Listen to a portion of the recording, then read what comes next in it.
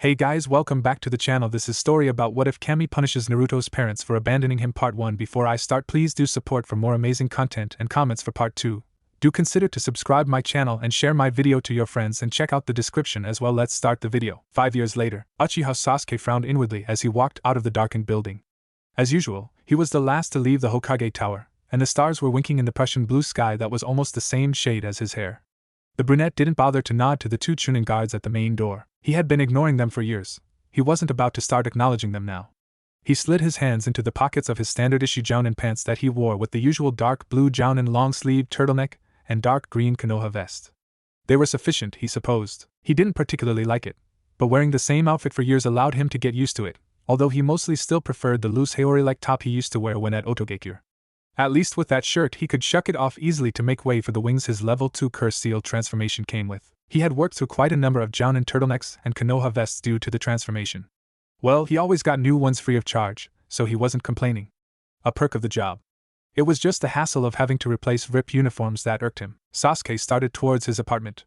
He had been given a rather spacious apartment in a quiet district, and he didn't have to pay rent for it, only the utilities. It was another perk of the job. He snorted at the foolish generosity of the Council of Konoha. The NBU 12's report scroll. He stopped short as the thought popped into his head, then scowled to himself. Careless. He scolded himself, then quickly turned around and retraced his steps. The Chunin door guards raised their eyebrows a little at his return, but he ignored them and went in, heading straight to the office next to the Hokage's. He passed the Hokage's quarters and noted that no light was coming from the crack under the door. Tsunade must be asleep. He continued on towards the office and passed the Hokage's library on his right. He was about to take another step past the library door when his keen eyes noted something amiss. The door was opened a crack. Sasuke was instantly on the alert, Sharingan activated. He knew for a fact that the door had been closed and locked with chakra seals when he left. He scoffed at the simplicity of the chakra seals. No one had the authorization to access the library except the Hokage, the council elders, Sakura as the chief medic, the ANBU commander and vice commander, and himself. The brunette pressed himself beside the library door, and a brace of kunai and shuriken appeared in each hand.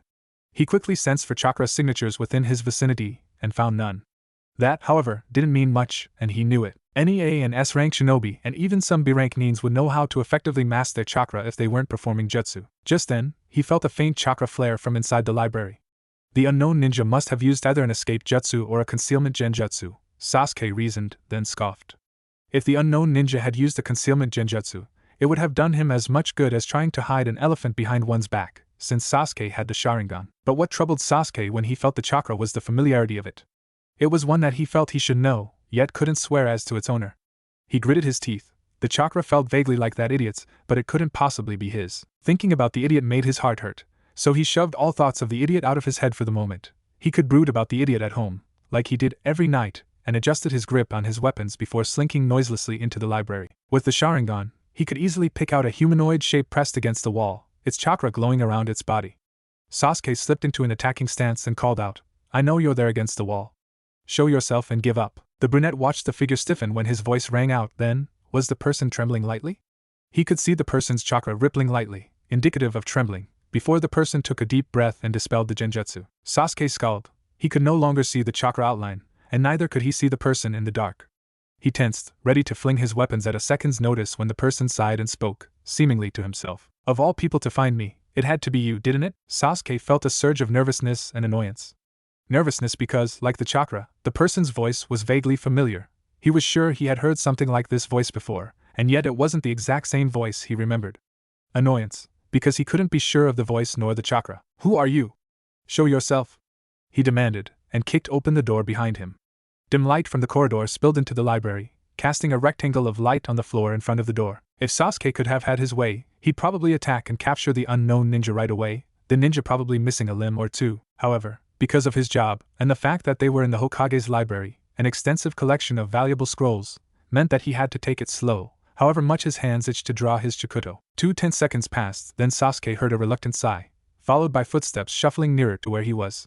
Soon feet appeared in the dim light, followed quickly by a body covered in a long black cloak with red cloud designs outlined in white. Sasuke narrowed his eyes, remaining in his attacking stance. The ninja, however, kept his head and face out of the light. "Akatsuki," Sasuke growled softly. He quickly formed a few hand seals, and within 5 seconds an ANBU squad surrounded him, tense and alert as they faced the Akatsuki member. The intruder was rather small in size, from what Sasuke could see. He couldn't determine whether the ninja was a male or female, since the ridiculous cloak effectively disguised any body shape. Sasuke squinted as his gaze rested on the cloaked nin's chest. Was it him, or did the chest area swell a little? Take him into custody, Sasuke ordered the ANBU in a cold, authoritative voice.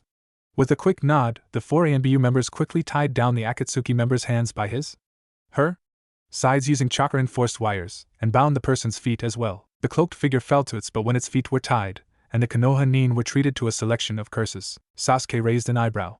Why didn't the Akatsuki member put up a fight? Satisfied that the bound figure was secure, Sasuke slipped his weapons back into their holsters while smoothly turning on his heel and striding out of the library. Bring the prisoner to the Hokage's office and guard him while I wake the Godame. If he escapes, you will be demoted, if you're not dead yet. You weren't kidding, Tsunade said in a slightly awed voice as she took in the seated figure of the restrained Akatsuki member in front of her. Beside the Hokage, Sasuke resisted the urge to snort in irritated disdain. Joking? Him? Tsunade strode to her desk and seated herself. She leaned forward and rested her elbows on her desk, with her fingers interlaced. Who are you, and what does Akatsuki want from my library? She asked authoritatively. Sasuke stood beside her, observing the prisoner surrounded by the ANBU squad in front of the Hokage's desk. Strangely enough, the prisoner hadn't so much as twitched, much less tried to escape when he went to fetch the Godame. In the light, he could see that the Akatsuki member had bright yellow hair, a shade that he had seen only on one other person. The rather spiky hairstyle painfully reminded him of him as well, although Sasuke was quick to observe that this person's hair was long and went down into the collar of the cloak. There was no way that this person could be him. He would never have kept his hair that long. They couldn't observe the nin's face though, since the prisoner had their head bowed, and the yellow bangs and ridiculously high collar of the cloak were doing a good job of hiding the person's face. It was obvious, however, that the person was wearing a scratched hataite around his forehead. Sasuke couldn't make out the insignia on the metal plate. At the Hokage's voice, the prisoner gave an almost imperceptible flinch and very slowly raised their head. Sasuke froze and felt himself stop breathing, and he could hear the Hokage's breath hitch beside him. A woman's face stared back at them with disturbingly familiar features. Beautiful cerulean blue eyes and 3 whisker marks on each cheek. The whisker marks creased a little as the woman grinned, although there was no humor in her guarded, almost dead eyes. Heyo bacon, Yuru?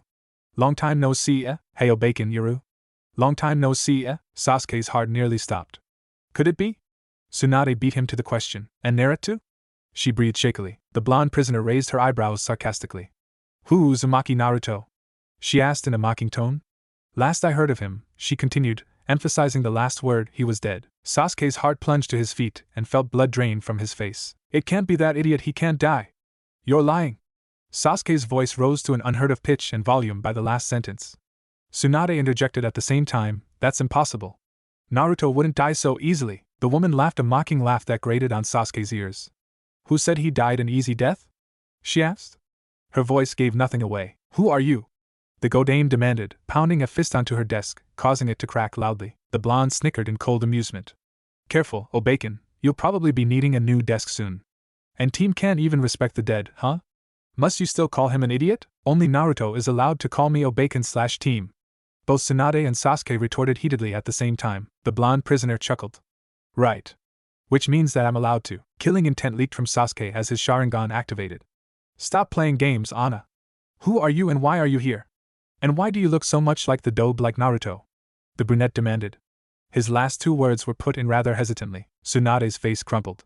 You are Naruto, aren't you? I don't know what's going on, but I would swear you are Uzumaki Naruto. You would, huh? Funny thing is, I, on the other hand, would swear that I am not Uzumaki Naruto, the younger blonde replied, a cocky, mocking look on her face. She grinned, a little sourly. Uzumaki Naruto is dead, Sasuke exploded angrily. You are Uzumaki Naruto. Stop denying it. His hands curled into tight fists. The whisker-marked blonde merely smirked at him. I am not Uzumaki Naruto, she enunciated clearly, as if she was talking to a child. Her eyes narrowed and her face darkened. I should know. I was there when he died. At that, Sasuke's chakra spiked, and in an instant he had raised his hand. From his palm a blade of pure right-un chakra had shot out, and was hovering dangerously near the blonde Akatsuki member's throat. Killing intent leaked from the Godame, who had a furious aura and expression. You were there, and you did nothing to stop him from being killed? Tsunade growled dangerously. She did nothing to stop Sasuke. The Akatsuki member didn't seem intimidated at all. She merely chuckled darkly. Couldn't have helped him, as much as I wanted to. My hands were tied, she explained nonchalantly, her dull blue eyes observing the Godame and Sasuke intently. Suddenly, her eyes widened as they focused on the brunette. "That kanji you're wearing, the kanji for fire, you're the Hokage candidate," she exclaimed. It sounded like her throat had gone dry. Sasuke glanced at his right arm. There was a red armband there, about a shuriken in breadth, having a white square with the kanji for fire in it in red. It symbolized that he was technically the Rokudame, and was currently being trained and groomed to take over when the Godame stepped down. Sasuke growled mentally. The armband, the position of Rokudame, was nothing but coals of fire on his head. It should have been the Dobe's job. He had wanted it, not Sasuke. Sasuke felt like he had stolen the Dobe's dream from him. Each day on the job, every minute wearing the hated armband was a reminder of how he had stolen the Dobe's dream. Never mind that he had practically been forced, on the pain of a future worse than death, to step up as Rokudame.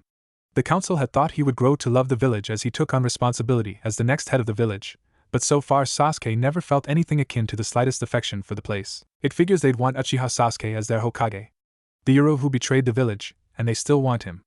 Let's all forget about the poor Jinchuriki who kept the Kyuubi at bay for 15 years.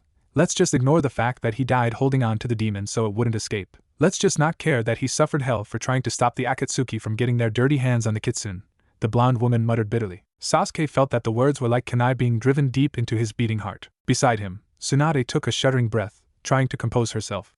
It was a shame, really, the way just one person could send the current Hokage and Hokage to be into such a worked-up state. Only that one person was capable of it, Uzumaki Naruto. The Godame leaned back in her chair and Sasuke observed a flicker of emotion play on the younger blonde's face. It was obvious the Akatsuki woman didn't even realize Sasuke's right-hand blade had dispelled when she said her little piece. When Tsunade started speaking again, however, the other woman's face hardened into a mocking grin and blank eyes again. "You say you were there when Naruto died," Tsunade said. Sasuke could tell she was making an effort to stay calm, although it wasn't perceptible to most. The unknown blonde woman seemed to have noticed it, though, since her mocking grin became wider than before. "Tell us how he died. Explain the circumstances." The Akatsuki woman exhaled noisily and cocked her head to one side, a gesture that forcibly reminded Sasuke of Naruto. How dare this woman deny that she's Naruto? "What's going on?" The Naruto lookalike leaned back and closed her eyes, her face stony. It happened about 3 months after he left this village. He had been living in the forests, avoiding patrols and retrieval teams the Hokage had sent. He ended up getting caught by the leader of Akatsuki himself after a fierce struggle. He was brought to their hideout, where the remaining members of the Akatsuki tried to extract the bijou from his seal. They tried for almost 7 days because of their reduction in numbers and the strength of OT of the Yondame's seal, as well as the Jinchuriki's willpower in holding the Kyuubi back. It has 7 days of pure pain and hell for him, and in the end he couldn't stand it. The seal cracked and he died a painful death due to an overload of chakra in his system. The Akatsuki didn't manage to extract the bijou. She recited the story in a monotone, and opened her blank blue eyes when done. Tsunade's eyes were glimmering with unshed tears, and a bead escaped to trail down her cheek. Sasuke's usually expressionless face showed pain, regret and guilt. The Akatsuki woman shifted in her seat. "You keep saying they. You weren't involved?" Sasuke questioned. His voice was a little thick from the emotion he was repressing. The woman nodded, a faintly cheerful expression on her face. "Yeah, I'm new. I was recruited after Uzumaki died. But I'm not involved in bijou extraction though." Tsunade glared at her. "What is your name? Why is it that we have never heard of you?" The other blonde shook her head to move a blonde lock of hair out of her eye. As the strands of hair hanging in front of her face moved, Sasuke caught sight of the scratched Hitite on her forehead. His heart sank. Naruto would never wear a scratched Hitite, much less scratch his. But something about that Hitite was off. Before Sasuke could observe it more, the blonde hair settled over the Hitite again, partially obscuring it. His attention turned to the woman's answer. "My name?" the blonde asked in a mockingly thoughtful tone and pretended to think for a second. "My name's not important. Maybe I'll tell you later if I feel like it. As to why you've never heard of me, well, let's just say I'm one of Akatsuki's well-guarded secrets. Up till today, only the main group knew about me." Sasuke folded his arms and glared at the prisoner. "What kind of answer is that?" he growled. The blonde woman grinned cheekily at him. "The only kind you'll be getting from me." The brunette's hand shot up and the chakra blade shot out. His eyebrow raised a fraction. The blade couldn't seem to touch the blonde, who was smirking smugly at him.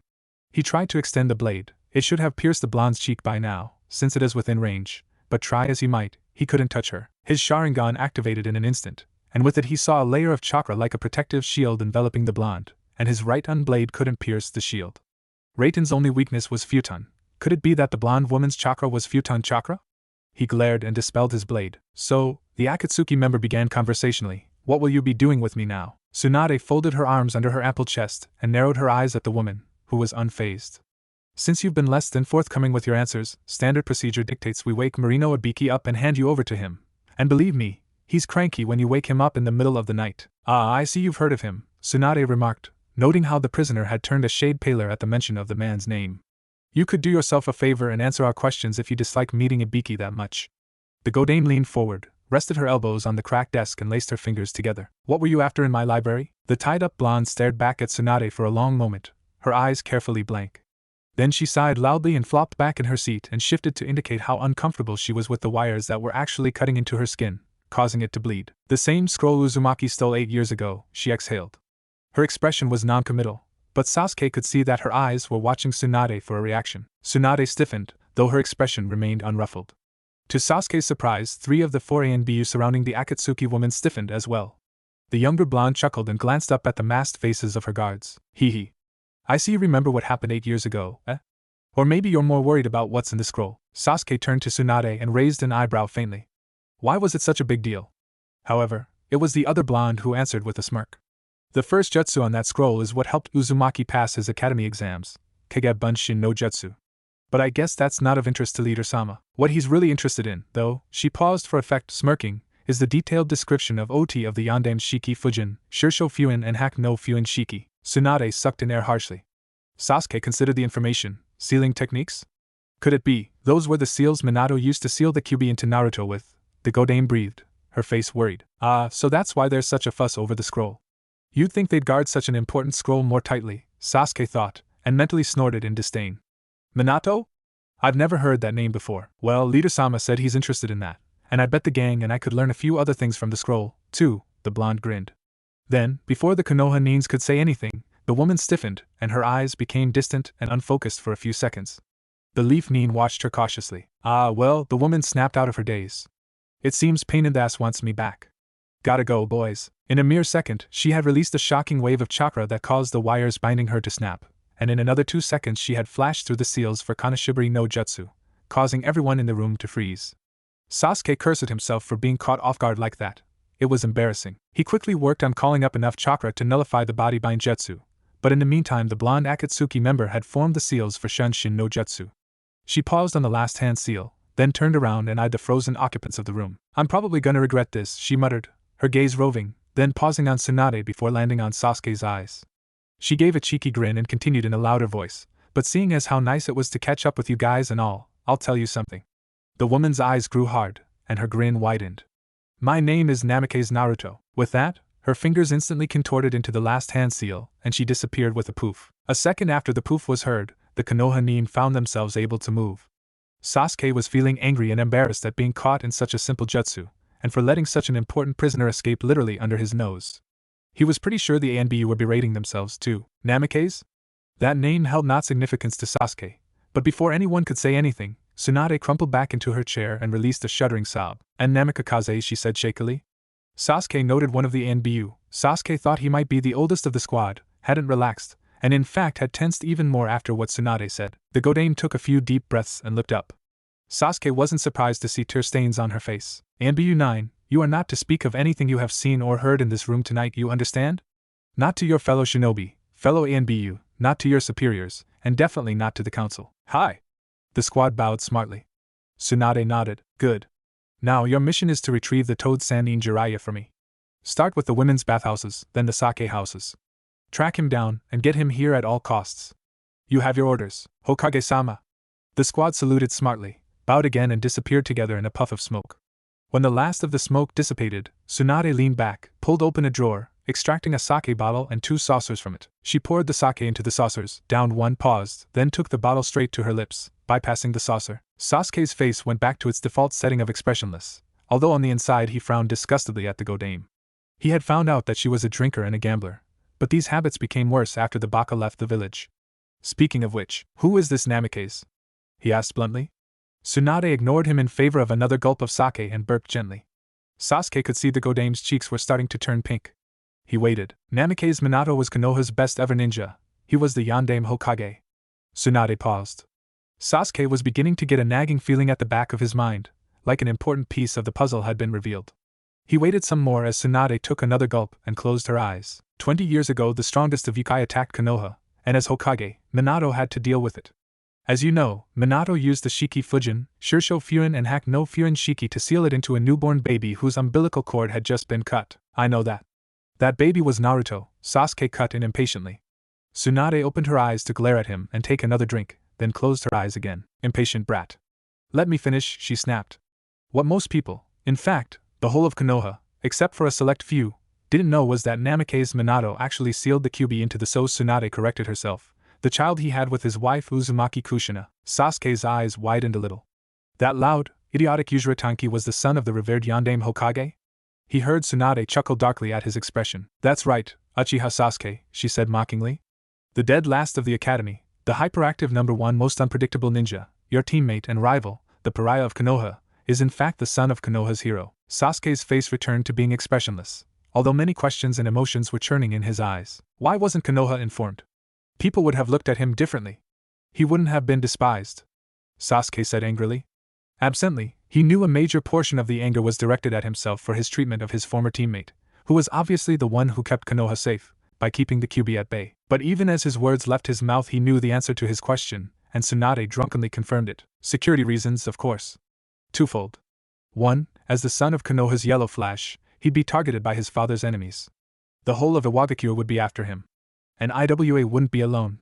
To add to that, Kushina herself was quite the kunoichi, though she was relatively unknown in Konoha. Since her enemies weren't as formidable as Minato's, Naruto was given her name. Tsunade took a breath. 2. That night Naruto was turned into a Jinchuriki. That made him extra valuable, and should anyone acquire him, they would definitely use him as their weapon, just like in Gaara's case. So there was no sense in giving Minato's enemies extra incentive in coming after Naruto. Tsunade massaged her temples. Do you really think they'd hate Naruto any less if they knew who his father was? Sasuke digested these words as he went to sit in one of the chairs in front of the Hokage's desk. The very chair the Akatsuki woman had occupied, he absently noted. Out of the corner of his eyes, he saw a small patch of blood on the wooden floor, probably from the woman when the chakra-enhanced wires had cut through her ankles. But what does all this have to do with that woman claiming to be Namake's Naruto? I mean, Uzumaki Naruto had always been a boy. And Namake's Naruto and Uzumaki Naruto he trailed off, his eyes on the blood. They're probably one and the same, Tsunade said heavily, finishing the sentence for him. I don't know what happened. I had always known Naruto to be male, and this development certainly contradicts my previous knowledge. What about the possibility of an imposter? Sasuke asked, though he knew the answer to that question too. He was trying hard to wrap his mid around what had just happened. Tsunade seemed to know this, and answered wearily. The possibility is near nil. I did not detect any possession jutsu. Those always leave a chakra trail, unless it's one as advanced as Orochimaru's. And I can't help think that no one could fake that hair, that face, those scars, those eyes, Tsunade said quietly, and Sasuke agreed. And I'm sure you did not detect any genjutsu. Sasuke made an affirmative noise. That means he swallowed. Naruto's female? It would seem so, wouldn't it? Everyone, including Jiraiya and I, and from his duty logs, even Sarutobi-sensei, knew of Naruto as a male. Therefore I would conclude that the whole genderbender idea was Minato's, that brat. He must have done it in conjunction with the Ikai sealing. If Namake's Naruto is Uzumaki Naruto, then she must have been describing her own death experience, Sasuke noted quietly. I suppose by death she meant that she turned back from a boy to a girl. Tsunade squeezed her eyes shut, probably remembering what Naruto had had to go through. I noticed that she said she was recruited after Uzumaki died, yet she mentioned she was there during the failed Kyuubi extraction. I should have called her on it. Would have, if she hadn't disappeared so quickly. Sasuke had made the same observation. A few minutes passed in silence then. What do you want, Tsunadeheim? What's so important that you had an ANBU? Squad, wake me up from my precious sleep. How am I supposed to be refreshed enough to write tomorrow if I don't have enough sleep? Complained Jiraiya as he walked in. His face was grumpy and he was stomping in rather childishly. He marched you to the cracked Hokage's desk and stared Tsunade in the eyes, or rather, eyelids, until she opened her bloodshot eyes. Uchiha, give the report, the Godame murmured tiredly. Sasuke, too tired to care about protocol, gave his report from his hunched-over position in his seat. Jiraiya listened without interrupting the Rokudame's concise recap of the events. The Toad Sannin rubbed his chin thoughtfully. So Naruto's now a girl, eh? Damn, I should have dispelled the henge myself when we were training, he said with a perverted grin. Tsunade growled and moved to punch the perverted old man, but before she could even pull back her hand, Jiraiya was already painfully lodged in the wall to her right. She blinked at the brunette in front of her, who had a fierce scowl on his face. His Sharingan were blazing and his hands were bunched up into fists. Don't, he growled in a dangerously low tone, don't you ever think of touching her, you dirty old man. Out of the corner of his eye, Sasuke noted Tsunade's raised eyebrow. He felt a little startled at his reflex reaction himself, but he wouldn't apologize for it. That dirty old pervert. It was no secret that both the Sannin were not fond of the Uchiha, to put it lightly. Tsunade tolerated him a little more than Jiraiya did, because she was in constant contact with him, and appreciated his effectiveness and efficiency at work. She was handing over more and more work to him, as her desire to be Hokage, fueled by Naruto's presence, had all but died when the younger blonde disappeared. She didn't like the idea of the Uchiha as Hokage. She had practically promised the position to the blonde idiot, but she couldn't bring herself to care anymore. Sasuke knew. She did care enough to underhandedly keep her adopted brother, or rather, sister, out of the missing Nin lists and bingo book, but when it came to the affairs of the village, she couldn't care less. Many times she'd grumble and berate Naruto in front of everyone. How dare he disappear without telling anyone? That idiot! Leaving her with a big headache because of this stupid stunt. What the heck had he been thinking? Did he even think in the first place? She'd give him a good whack when she got her hands on him, then she'd shove her work aside and disappear for hours on end, and Sasuke would give her some time, then dispatch Shizen to pull her out of the bars and sake houses and help her home, drunk off her ass and weeping about the loss of her adopted brother. Why did he leave?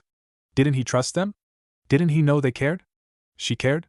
Why did he leave? Jiraiya detached himself from the wall, a little painfully, Sasuke noted with malicious satisfaction. The Toad Sannin turned to the Rokudaime. It's nice to see you care, Uchiha.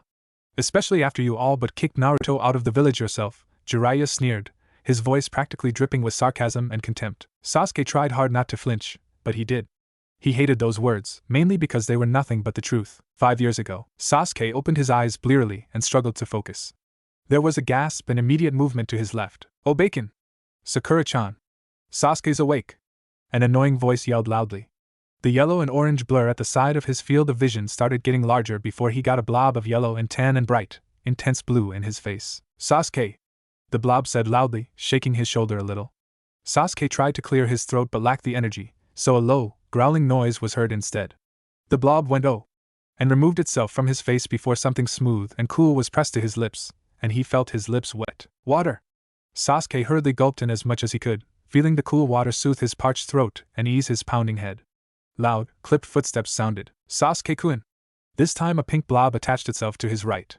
You're all right. He glared weakly at the pink blob, then turned his head to the front to look at the biggest blob. Tsunade chased the other two out of the room and interrogated him lightly, to which he relied grudgingly. Then she warned him about some things and left. After she left, the orange blob came bouncing back in. I dragged you back, Sasuke. Just as I said I would. Naruto said loudly. Sasuke glared at the ninja and squeezed his eyes shut. When he opened them again, he found he could see better. His eyes zoomed in his former teammate's face, and he glared, his eyes practically blazing with hatred. You'll stay in Konoha now, won't you? You've already killed Orochimaru, so there's no need for you to stay out there. We'll help you kill Itachi, Sakura and Sai and me. I'm not staying, Sasuke rasped contemptuously. Naruto's eyes widened in surprise. But why? I told you, we'll all help you with Itachi. And you can't leave. Tsunade Bacon said you're being detained. Sasuke's fists trembled in anger. Shut up, Dobe, he growled dangerously. The business between me and Itachi has nothing to do with you, or Sakura, or the rest of Konoha. As soon as I can I'm leaving, and none of you can stop me. Naruto got angry. I just dragged you back, team. Don't think I'll let you go so easily. Sasuke narrowed his eyes and sneered. What makes you think you can stop me? You're Kyuubi? Naruto flinched and scowled. Kyuubi or not, I won't let you leave again, Sasuke. So many of us risked so much to bring you back. No, I'm not letting you go again, Sasuke snorted. We'll see. Naruto was in his hospital room almost every waking hour, it seemed, and it was driving Sasuke crazy. Shut up! He finally shouted when he couldn't stand it anymore. He turned from where he was trying to ignite the ceiling with his glare and started to try to ignite his surprised visitor. Shut up, Dobe. Every time you come in here you talk about how I cannot leave, and I'm sick of it. Just shut up, accept the fact that I don't need your help, that I don't care about you or Konoha, and get out of my face, my room and my life. His voice was cold and full of suppressed fury. Naruto kept quiet for a few moments, looking down. Blonde hair covered blue eyes, and when he spoke, his voice was unusually subdued, with an odd tone to it. What will it take for you to stay? He asked quietly. Sasuke, frustrated and pissed off beyond belief, turned directly to the blonde, and hissed, You leaving? To the brunette's surprise, Naruto left silently. He stopped at the door, turned back to look at Sasuke without saying a word, then left. For a few days after that Sasuke didn't see the loud blonde, though each time the Hokage came in to check on him, she looked more and more distracted. She and Sakura were the only ones to visit him. He could sense a constant pair of presences just outside the door, guards, he guessed. Most likely Ambu. It was disconcerting for Sasuke to find that after his noisy perpetual visitor, the silence was lonely. He stared at the ceiling, feeling angry and confused. It was almost as if he missed the idiot, but it couldn't be. Granted, he had thought of the idiot once or twice during the past nearly 3 years, but he certainly didn't miss him. It couldn't be possible that he'd miss him after a few days of quiet after suffering through that annoying, endless chatter, right? He growled low in his throat and clenched his fists, feeling frustrated at his slow healing rate. Even with the power of the white snake, it seemed that whatever Naruto did to him was healing slower than usual. Suddenly, the door burst open, and a harried and worried-looking Hokage swept in. "Has he been here, Uchiha?" she demanded. Sasuke regarded her with a blank face. "Answer me," she growled, grabbing the collar of his hospital-issue yukata roughly. "Who, Naruto? Has he been here? Or not?" she shouted, shaking her fist, and consequently his clothes. Her eyes were blazing into his, and her killing intent flooded the room. Sasuke managed a weak sneer. "No. I haven't seen the idiot in a few days." Tsunade's anger cooled down, only to be replaced by intense worry. She mumbled, almost to herself, "Where could that idiot be?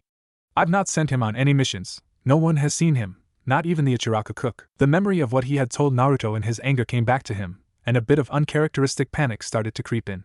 Unfortunately for him, Tsunade noticed a faint change in his expression and rounded on him, grabbing his collar again. "What did you say to him, Uchiha?" she shouted, shaking him. Sasuke managed an indifferent facade, although he was beginning to worry the slightest. Had the dobe really left the village? With Akatsuki and Itachi after him? "I told him I'd stay if he left," he answered tonelessly. The Hokage's eyes widened, as did her mouth. Then her eyes narrowed, and she punched Sasuke right in the jaw. He had seen it coming, but didn't avoid, or even flinch. "If Naruto is if anything happens to him," she was so shaking with rage that she couldn't even finish her sentences. But the murderous look in her eyes clearly told Sasuke what she meant. With a frustrated growl, she hurried out of the room. Days passed without good news. The Hokage had sent out as many teams as Konoha could afford, but none managed to track him down. The Kazekage himself, Sasuke was told, had to be physically prevented from going out of his village to search for the blonde once Suna received the news. When Sasuke learned that Gaara was the Kazekage, he wondered how the Sunanin actually managed to keep their leader in the village without ending up in sand coffins. Most of all, though, he wondered how that idiot of a ninja managed to escape the detection of 2 shinobi villages. Sakura had given him a punch across the jaw as well when she came back from the first fruitless search mission. She had shouted at him, almost breaking down in tears. Sasuke ignored her, but inside he couldn't quash the guilt that was building up slowly. Their peer shinobi all regarded him with cold eyes and blatant hatred, not that he cared about that though. The other shinobi, and the general residents of Konoha, however, seemed to rejoice at his return, thinking that he was going to settle down and rebuild the Uchiha clan. Days turned into months and years without news of the blonde idiot. Sasuke rose in rank pretty quickly through the influence of the council, much to the dissatisfaction of the rookie 7, since Naruto was gone and Sasuke didn't consider himself a part of them, his replacement, and the older team that had taken the first Chunin exams with them. Then came his appointment as Rokudame Hokage, which they, and Sasuke himself, had protested fervently against. But certain threats prevailed, and Sasuke very reluctantly took up the post. About 6 months after Naruto's disappearance, Sakura began to warm up to him again, though she wasn't as friendly as before. "Because Naruto would hate it if we treated you the same way he'd been treated all his life," she had said. Sasuke didn't care. He kept to himself as much as possible and looked out for any news or clues of the blonde whenever he was out of the village on missions, as he suspected Naruto's other friends did, though no one, not even Jiraiya, whose toads refused to reveal anything, ever saw any trace of Naruto. Not until 5 years later, when Sasuke caught that blonde-haired blue-eyed Akatsuki member in the Hokage's library. "And that's the situation," Tsunade concluded with a sigh. She'd just spent about 20 minutes briefing Hitaki Kakashi and Yumino Irika on what had happened 2 nights ago. It goes without saying that this is extremely confidential, and no word of it should go back to the council. Sasuke, standing at his usual position to Tsunade's right, observed the 2 men. Irika looked like he was having a hard time understanding and accepting all this. His eyes shone with confusion, incredulity, and most of all, hope. Irika had been quite badly affected when Naruto was discovered to be missing, and it was no surprise that he was overjoyed to know that his practically adopted son, or should it be daughter, now, was alive and kicking. Sasuke discreetly turned his eye to the silver-haired Jounin, whom he knew Tsunade had actually intended on appointing as Rokudame. Kakashi's face, or rather, the visible patch of his face, was placid, but Sasuke knew the Jounin well enough to see that he was tense, alert, and his eye was flickering with a flurry of emotions. Tsunade waved a hand at them.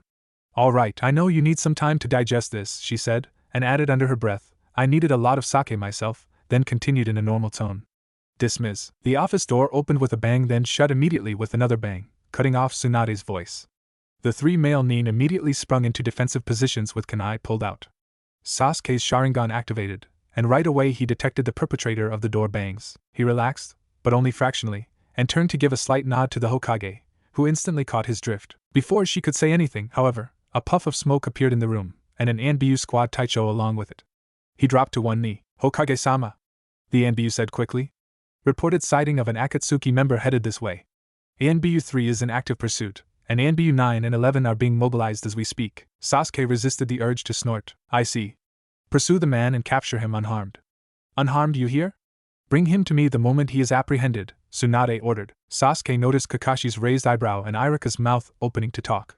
Dismissed, he said in a clipped tone. The Anbu rose to his feet, bowed quickly and disappeared. Hokage-sama. Irika started, and his mouth hung open as he tried to think of what to say. Tsunade rubbed her temples. Perhaps you would like to come down, Naruto? Kakashi asked nonchalantly, but the absence of his usual fixture, i.e. Ika Paradise, was an indicator of how seriously he was taking the situation. With a cheerful laugh, a figure materialized on the ceiling above the door and dropped to its feet on the floor. It raised its blonde head and observed the nins in the room with cerulean blue eyes. My genjutsu still sucks, Naruto commented with a slight sheepish grin. Kakashi agreed, still tense. Irika, on the other hand, stared open-mouthed at Naruto's feminine face.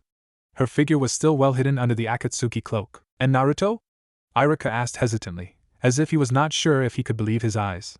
The cerulean blue eyes turned to rest on the brown-haired man. Hey Irika-sensei, Naruto greeted with a small wave of the sleeve of her cloak, since it was large enough to cover her hands. Naruto! Irika's eyes were shining with tears. Before Kakashi could stop him, he rushed forward and hugged Naruto tightly, exclaiming, Idiot! Everyone was so worried about you. To everyone's intense shock, before Irika could get even less than half the sentence out, Naruto had screamed, utter fear and terror on her face, and pushed wildly out of Irika's embrace. It was obvious her movements were panicked. Irika dropped his arms in surprise as Naruto stumbled backwards, her arms flailing in front of her as if to ward off further touch. In a flash, she had attached herself to the ceiling and was crouching upside down, trembling violently with her arms around herself. Tsunade had half risen from her seat at Naruto's scream, and Kakashi had taken a step forward, probably his teacher's instincts kicking in. Sasuke himself had also taken a step forward, eyes a little wide at the trembling figure. At a nod from Tsunade, he shunshined to just outside the office, and sure enough, a small group of people came running. Rokudame-sama, Uchiha-sama. What happened? Is everything alright? Sasuke turned to them with an expressionless face. Tsunade-sama just received a few IUS, he informed them in a monotone. Most of the faces became relieved, with a few chuckles and eye rolls. However, one brave soul furrowed its brows, but it sounded like someone who was terrified. Sasuke took note of the person's face, mildly approving the person's boldness in questioning his superior's obviously suspect answer. Sasuke saved the mental image for later, and decided to get rid of the group. With one faintly narrowed eye, he asked in an icy tone, Are you questioning me? The group, scared and flustered, quickly retreated, dragging the shinobi who had opened his mouth earlier, and now seemed to have more questions. Sasuke smirked inwardly as he dispassionately watched them run, away, then quickly shunshined back to his spot next to the Hokage's chair. Naruto was still crouched upside down on the ceiling, although her trembling had lessened. Irika and Tsunade were standing directly under her, apparently trying to get her to come down. Naruto? I'm sorry, did I hurt you? Irika asked worriedly. The blonde head shook to indicate no, and her hair fell out of the cloak. It was long, Sasuke guessed it would reach the woman's mid-back, and was tied with a red band halfway down. Come down, Naruto, Tsunade commanded gently. We won't hurt you. Naruto managed a weak snort, and Tsunade glared at her. I mean it, brat. Now get down. Blue eyes opened to peer at Tsunade and Irika cautiously. Then she crept backward a little before falling to the floor to land on her feet. Immediately she moved a little further away from them, and wrapped her arms around herself. Sasuke saw Tsunade stiffen. You're haphophobic, aren't you? Tsunade asked slowly. It was the younger blonde's turn to stiffen. What? Asked Irika. It was Kakashi who answered. Haphophobia, or haptophobia. Fear of being touched. Naruto nodded slowly. Yeah, that's what Itachi Nizan said. But I'm much better, really. Sasuke froze where he was. Itachi? Itachi Nizan? Naruto was still rambling. A few years ago I couldn't have anyone even near me. Now I can be near people, and I can stand body contact during fights, although not too much, but I can't have too much contact, like pats or hugs and stuff. Although I've been forcing myself to start touching other people and let them touching me without me screaming. She stopped abruptly when she realized Sasuke was in the room, and a look of shame and anger crossed her previously blank eyes before they turned away from his eyes. Naruto, Irika's voice was sad. I'm really sorry about earlier. The woman gave him a faintly cheerful grin, although her face was still tense. Don't apologize, Irika-sensei. You didn't know. What caused your haphophobia, Naruto? Tsunade probed gently. The woman addressed stiffened. The attempted extraction, she answered shortly, not meeting anyone's eyes. Irika paled a little. Sasuke himself felt a slight mental shudder, recalling what little the woman had told them of the incident during their previous encounter. Look, I don't want your pity, Naruto ground out after a few moments. Her voice was cold and uncaring, the polar opposite of the Naruto Sasuke knew. I didn't come here to squeeze a few tears out of you. Then why are you here? The Godame questioned warily. Naruto or not, the woman was still Akatsuki. The Akatsuki member huffed and flicked her wrist as she raised her hand. 2 photographs appeared between her fingers and the large sleeve of her cloak slid down her hand. Sasuke noted she was wearing black gloves with silver-hued metal guard plates on the back of her hand, and black fishnet extended from inside the sleeve and ended in an orange hem that was equidistant from elbow to wrist. The brunette saw that one picture was that of a smiling blonde man, and the other of a red-haired woman who was grinning widely at the camera. He blinked once. The blonde man resembled Naruto in terms of their coloring, blonde hair and blue eyes, and the redhead's features and cheerful expression could definitely be seen in Naruto's own features. Kakashi stiffened, as did the Godame. Minato-sensei, the Jounin murmured. Tsunade exhaled loudly. Namikaze Minato and Uzumaki Kushina, she said, mainly for Irika's and Sasuke's benefit. Sasuke had already recognized the blonde man as the Yondaime from the picture on the wall. Oh, was all Irika said. Naruto flicked her wrist again. The photos disappeared and she lowered her hand back to her side. They're mine by right, she said, her eyes daring them to deny it. Tsunade grimaced. No, Gaki, they're not. Technically, you forfeited all your rights when you became a missing nin. Naruto's eyes flashed angrily. I don't care. They're all I have. Or would you rather I ransack the library and take my Otosen's journals and jutsu scrolls? She asked, baring her teeth at them in a feral manner. Then she grinned. Besides, I know for a fact that I'm not listed in the bingo book. Tsunade folded her arms and glared at her, but Sasuke knew that the older blonde wouldn't deny Naruto the photos. Come back to Konoha and your parents' effects will be yours, Sasuke spoke up suddenly. His usual cool, uncaring voice hid the plea behind the statement. The Akatsuki woman turned to stare at him incredulously for a long moment, and Sasuke stared right back with his expressionless face, a little mesmerized by the shade of blue of her eyes. He found that he rather missed seeing it. Then she laughed. Loudly, uproariously until she was clutching her middle and wiping tears from her eyes. Ah ha ha ha ha. Her body shook, this time from laughter, not fear. Sasuke glared. Glad to know you're entertained, he said sarcastically, coldly. But it's funny. Don't you see? She asked, pushing back her hair out of her eyes to look at the 3 older nin, who looked blankly back at her. She smacked her own forehead. Man. And you say I'm slow. Don't you see? It's a role reversal. 5 years ago it was me begging Sasuke to come back and stay in Konoha, and now he's the one doing it. Don't you find it funny? She received deadpan looks, and sighed, shaking her head. Come back to Konoha, dog, Sasuke said again. Naruto looked at him, her eyes bright but guarded. She chuckled amusedly, then stared at the ceiling while stroking her chin, making a show of being in deep thought, saying, now what was it you said the numerous times I begged you to come back? Oh, that's right. She abandoned the pretense to stare coldly at Sasuke, and declared flatly, no, weren't you the one who said you'd stay if I left, all those years ago? And now you're asking me to stay? Sasuke winced almost imperceptibly, but the Akatsuki woman saw it and sneered at him. Naruto! Irika's voice was sad and pleading. The woman's features softened as she turned to her former father figure. I'm sorry, Irika-sensei, she said in a gentler tone, with what seemed to be genuine regret. But I can't come back right now. Can't? Right now? Sasuke narrowed his eyes at Naruto, who wasn't looking at him. Naruto! At least consider carefully what Sasuke is saying, Kakashi advised, his eyes serious. As Godame and Rokudame we have the authority to pardon you. Tsunade pleaded. Her eyes were suspiciously bright. Naruto's features soured for a moment at the mention of Rokudame, and Sasuke flinched internally. The younger blonde shook her head regretfully. Sorry, no can do. She ran a hand through her bangs. I'm really sorry, Tsunade Bacon, Kakashi-sensei. She stepped slowly towards Irika and reached out a trembling hand and grasped Irika's arm very slowly, hesitantly, and quickly let go. I'm sorry, Irika-sensei. Just forget about me, Minasan. With that, she disappeared in a puff of smoke. Naruto! Irika's and Tsunade's voices were anguished. Kakashi slumped dejectedly. Sasuke cursed. Sasuke slipped his hands into his pockets and started towards his apartment, keeping his head down and ignoring the people around him. There weren't many people about since it was rather late in the night. The brunette found his thoughts straying towards his ex-teammate and current Akatsuki member. He realized that in the approximately 3 weeks since he had last seen her, he had found himself thinking of her during his freer moments, wondering how she was, what she had gone through, what it was like in the Akatsuki, thinking about how different she now was, personality-wise. Cold and uncaring, so unlike the cheerful, happy-go-lucky idiot his teammate had been. Of course, the fact that he was now a she, and had apparently been a she all her life, took a lot to get used to. There was also that Itachi Nizan thing. Sasuke scowled darkly. Reaching the door to his apartment, he undid his traps and security seals and opened the door. As soon as he put one foot in, he sensed it, another presence in his apartment.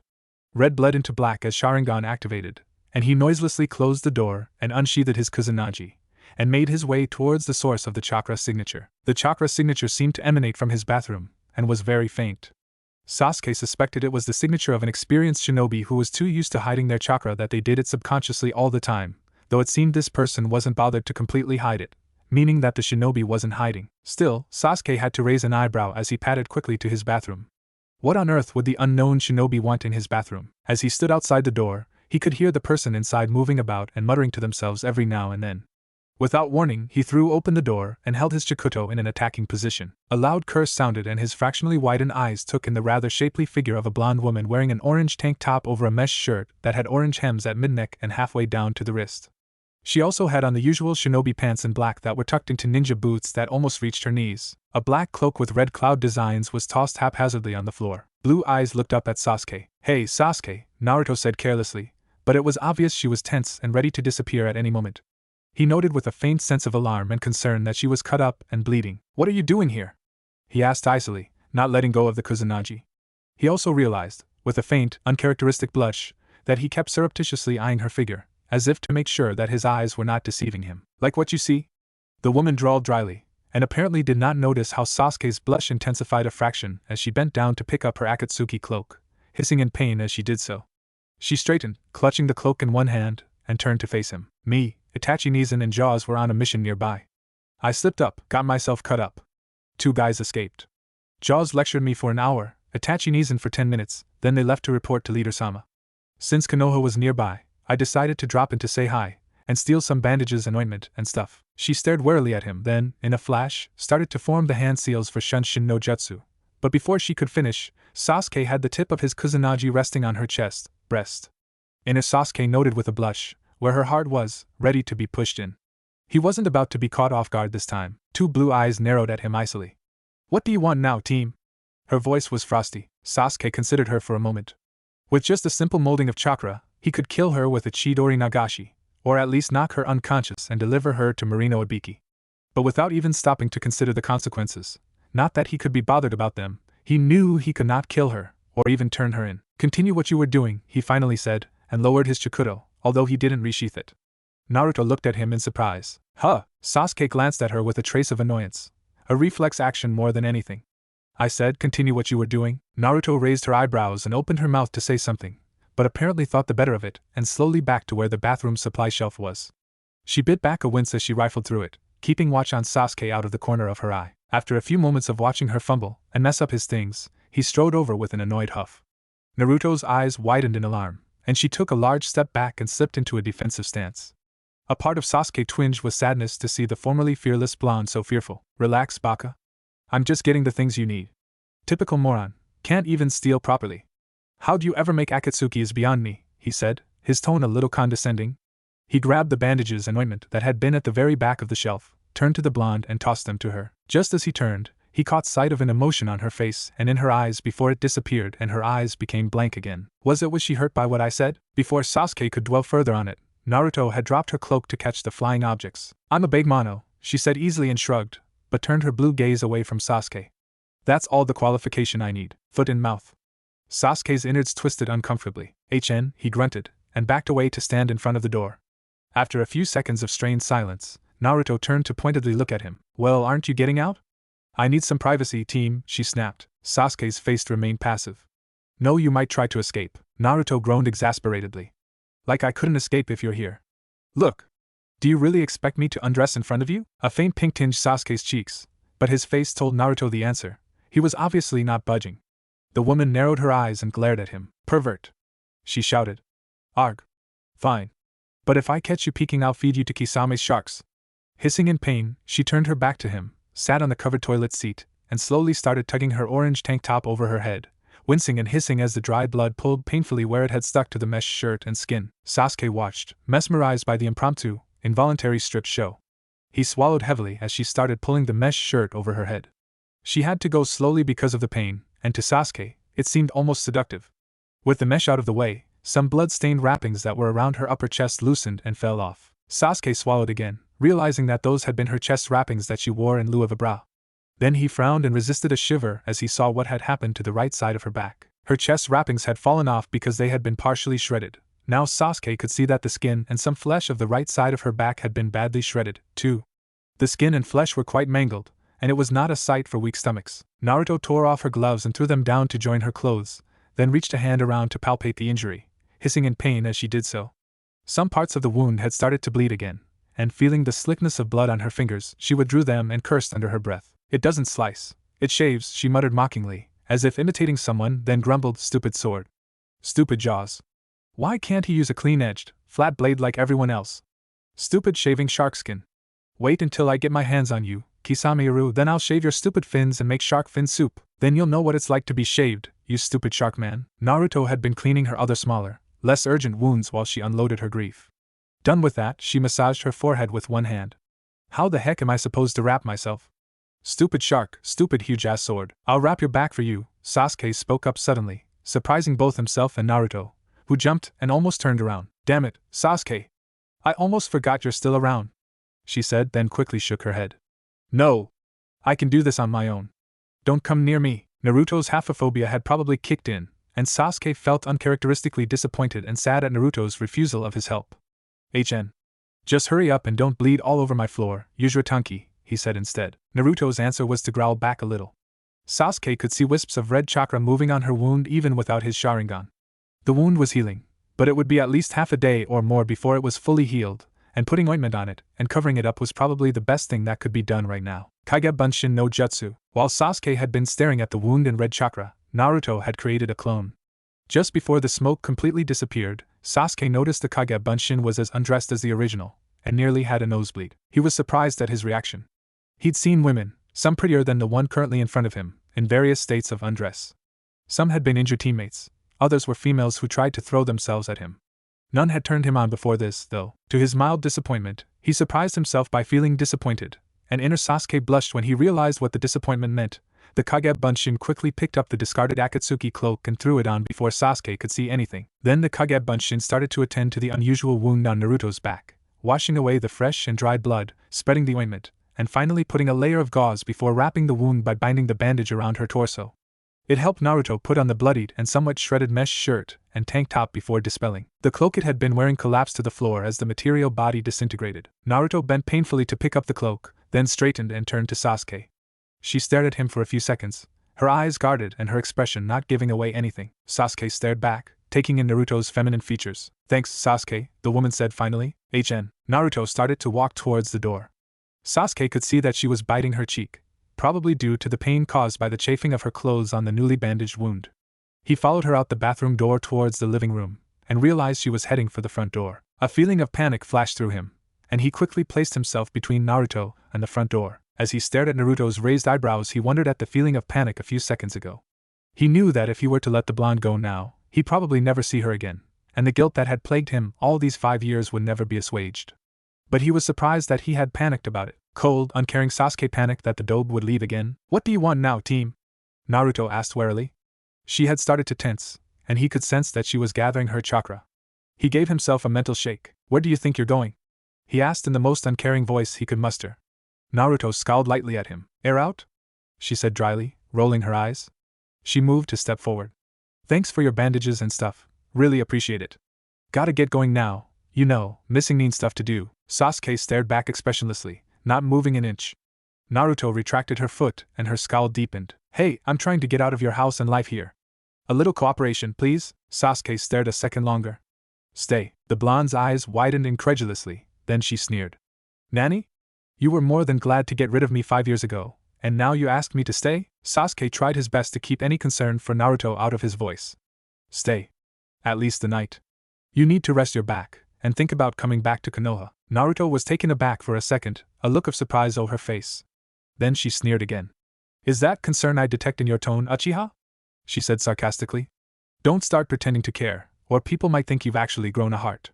She took a step forward, but was forced to take another backward when Sasuke didn't move. She raised an eyebrow when he didn't have a comeback for her jibe. "Stay," Sasuke said a third time, tone betraying nothing. "Then at least you can fight me to get out, if you really want to." He raised a mental eyebrow when he saw Naruto flinch a little at his words, but otherwise said nothing. They ended up standing there, staring down each other for almost 15 minutes before Naruto gave in and huffed. She scowled at Sasuke, who was sighing with relief. Mentally, of course. Fine. You win this time. Now what? She snapped irritably. Sasuke pointed behind her. My room. Naruto's blue eyes widened. Nanny? She screeched, backing away with her arms flailing, before she winced because of the pain the movement caused and dropped her arms. Sasuke rolled his eyes at her. Although he had a faint tint of pink on his face he hoped she couldn't see in the dark. He hadn't quite realized the implications of the 2 words his mouth had shot off before his brain could stop it. Baka. You need a larger space than the couch to lie on, since your back is injured. You can lie on the bed. Naruto glared at him. With you in it? You pervert, you're a. Just because I'm now female doesn't mean I'm too weak to kick your ass, you. Sasuke glared back and cut her off. Like I would want to be in the same bed as you, Tanki. I'll be on the floor. Naruto's glare remained, but she seemed to be considering. Fine. She drew back to allow Sasuke to lead the way. He stepped towards his bedroom, and his stomach twisted uncomfortably to see her shrink back when he passed by. Don't even think of disappearing, Baka, he warned, and opened his bedroom door. He stood aside and gestured for her to get in, which she did slowly while watching him warily. As soon as she was in, he locked the door and sealed the room, and turned to see her seated on his bed, watching him bemusedly. His heart skipped a beat, then decided to pump faster than usual when he saw her seated on his bed. Naruto on his bed. He gave himself a mental slap, then turned to his cupboard and pulled out a shirt. He tossed it at her. Huh! Sasuke made himself as comfortable as possible sitting with his back to the door so he could face her. Your clothes are ripped, and so is your cloak. Naruto shook her head, then lowered herself onto her stomach carefully. It's alright. I've slept in worse. She dropped his shirt onto the floor by the bed. Sasuke watched as she struggled to keep awake, but her eyelids drooped, and soon she was fast asleep. He found he liked watching her face in sleep. It was more peaceful, but once in a while her brows would furrow and her mouth would crease into a frown. His fingers itched to smooth the creases on her forehead, to rake through her bangs, and to whack her a good one on the head for leaving the village, for playing the hypocrite, for making him bear all the guilt for her disappearance for 5 years, for dragging him back then disappearing on him. He was disconcerted to find he also wanted to give her a tight hug, to make her haphophobia go away. Sasuke awoke the next morning to find the blonde missing. The rumpled bed and a kunai stuck in his wall, bearing a scrap of paper saying thank you was all the evidence she had even been there. He cursed. Do you think she, will ever come back? Sakura's voice wasn't too hopeful. She was careful to keep her voice down. Sasuke swallowed the bit of ramen in his mouth and shrugged. Beside him, Sakura gripped her chopsticks so hard they cracked. She grinned sheepishly and broke apart a new pair. When she corrected Sasuke. She comes back, I'm gonna pound him, her into a bloody pulp. With all her speeches about brining you back and protecting her precious people, she just UPS and leaves? Sakura pounded the countertop angrily, then deflated. It's kinda hard to get used to the idea that Naruto's a girl, she mused. And I can't believe I had to be on a mission the both times she appeared in Konoha. The medic Nin sighed. But why did she leave in the first place? You telling Naruto to leave isn't a good enough excuse. The Naruto we know is way more stubborn than that. Sasuke shrugged. Naruto had never mentioned it, not the time he caught her in the library, not the time she burst into the Hokage's office, and not 2 months ago when he found her in his bathroom. Images. Memories of a topless Naruto in his bathroom and Naruto sleeping on his bed flitted through his mind, and he quickly raised his bowl to drain the soup, hoping Sakura didn't see the pink tinge of his cheeks. It was shameful, the way he always blushed when it came to matters concerning Naruto.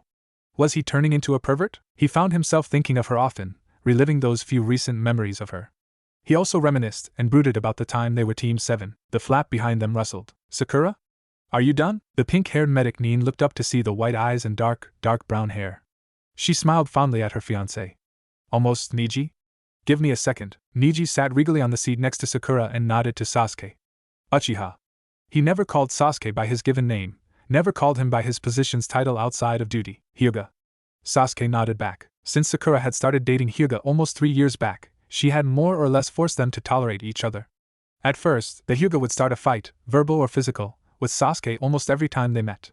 It was obvious he blamed Sasuke for Naruto's disappearance. Sakura's fists and pleas, her fists worked best, in Sasuke's opinion, had caused the animosity to die down to the minimal levels. Done, Sakura announced, and with a light pat to her ex-teammate's back, left the ramen stand with her fiancé. Sasuke was relieved that she had gotten over her crush. He slipped some money onto the counter, put his hands into his pocket, and strode quietly out of the stand. It was evening, and the sun was in the process of setting. Most people he came across greeted him, almost reverently, but he mostly ignored them. He opened his apartment door, walked in and tensed. There was that faint presence again. This time he easily recognized it as Naruto's, but he didn't let his guard down. He calmly closed and locked his door, and made his way to the kitchen, from which he could hear sound of cupboards and drawers being opened and closed. Sasuke rolled his eyes. The baka had never been good at stealth, and evidently would never be good at it. That's not true, a voice of logic spoke up in his head. If her stealth sucked, there's no way she could have sneaked into the village and into your house without being detected. Funny how it was so easy to think of Naruto as a female now. Sasuke! Came a loud, annoying whine from the kitchen. Why isn't there any food in your house? Sasuke rolled his eyes again and strode into the kitchen to find the blonde woman rummaging through his cupboards with a petulant look that he could see once she turned to him and crossed her arms over her chest. He nodded at her. I see you got yourself a new cloak, he commented causally, but he was still on guard. She was Akatsuki, after all. She uncrossed her arms and picked at the cuffs of her long, wide cloak sleeves. This? Yeah. Pain whipped it up for me from his secret stash or something. After he chewed me up and stared me down about my blunder, as he put it. She shifted somewhat uncomfortably and stared at him, and he stared back at those blank, once lively blue eyes. So, anything to eat around here? I'm starved. Sasuke nearly chuckled at the childish way Naruto had asked the question. He waved her to one of the dining chairs that were pushed neatly under the dining table, exactly the way they had been since they had first been put into his kitchen. They stayed that way mainly because he only used one of them, and very sparingly at that. Naruto looked at him cautiously, obviously thinking it over before sitting down. She leaned the chair onto its back legs so that the back of the chair was touching the counter behind it, then looked up at him expectantly. He quirked up the corner of his mouth at her exasperatedly. Don't even think of attacking me, he said, and turned his back to her to open the fridge. She snorted. Why, don't think you can win? She asked, an obvious challenging grin in her voice. Nope, he answered, I know you'd want me head on if we ever had to fight. You were never a sneak attack person. He closed the fridge door, turned around and held out a palm. Time changes people, Sasuke, she said in a guarded voice as she rocked on the two legs on the chair, then turned to look at the object in his hand. She scrunched up her face. Yuck. I don't understand how you could just eat those, she whined, but took the tomato anyway, staring at it with comical disgust. Sasuke scowled at her. I happen to like them. Eat or starve, I don't care. How could you say you don't care? That hurt, bastard, Naruto fake sobbed and clutched her cloak over her heart. The brunette merely rolled his eyes, though inwardly he was glad to see her behaving more naturally. I do care, he admitted hesitantly to himself as he took a seat next to her. Naruto pouted at the tomato in her hand, screwed up her face and took a bite, making a big production of showing her distaste for the fruit.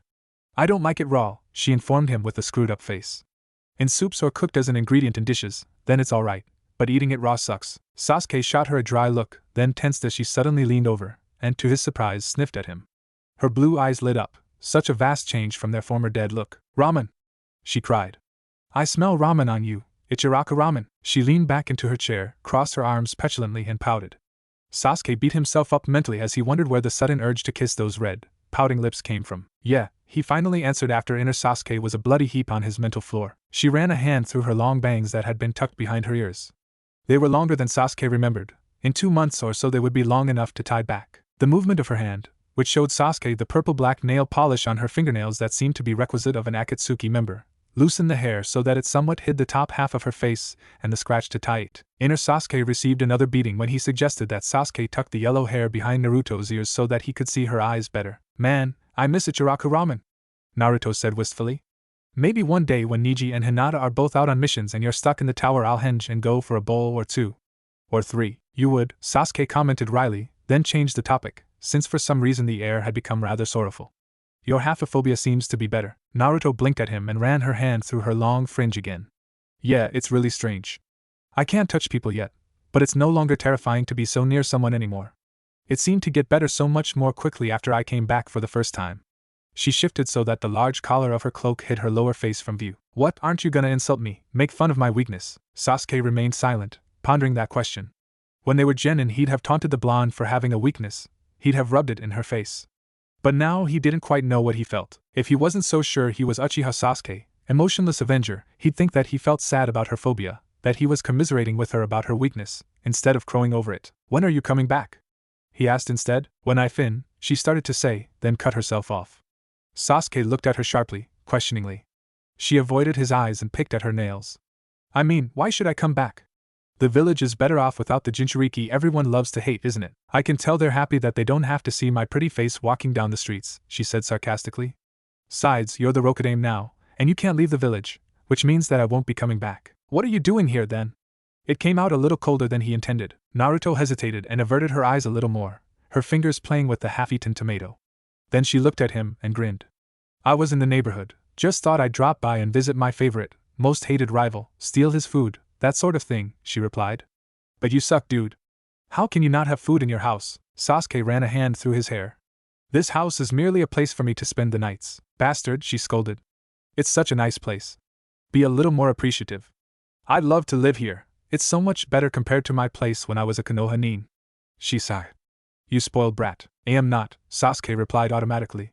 Naruto's eyes narrowed mischievously and she grinned. R2, I am not. R2, I am not. R2. R2, I am not. R2. R2. R2, I am not. You're no fun, she said, pouting playfully at the brunette, who was smiling faintly. An unreadable expression crossed her face, and Sasuke wondered what she was thinking. You haven't given me a proper answer, Sasuke told her. Her face became blank instantly, and she sat quietly for a second before standing up and placing the bitten tomato on the table. You don't believe me, huh?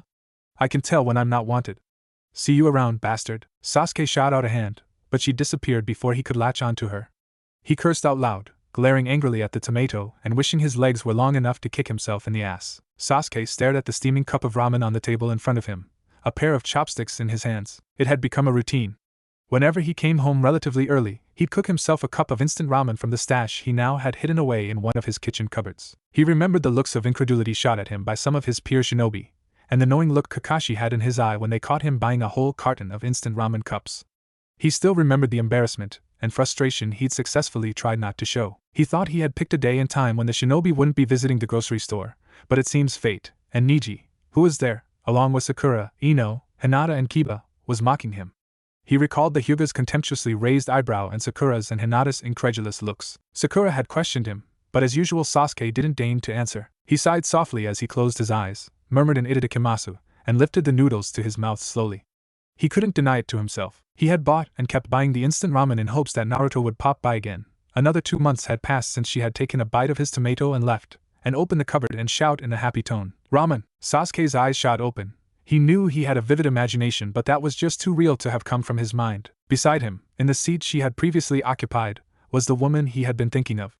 His ramen cup was already in her hands, and she was inhaling the steam with a ridiculously happy look on her face. Sasuke's pulse sped up a little, and a little fond feeling invaded his heart as he watched her smile, upturned curves for eyes and whisker marks that curved to follow her bunched-up cheeks. Here, he said, carefully jabbing the chopsticks that held his uneaten noodles towards her.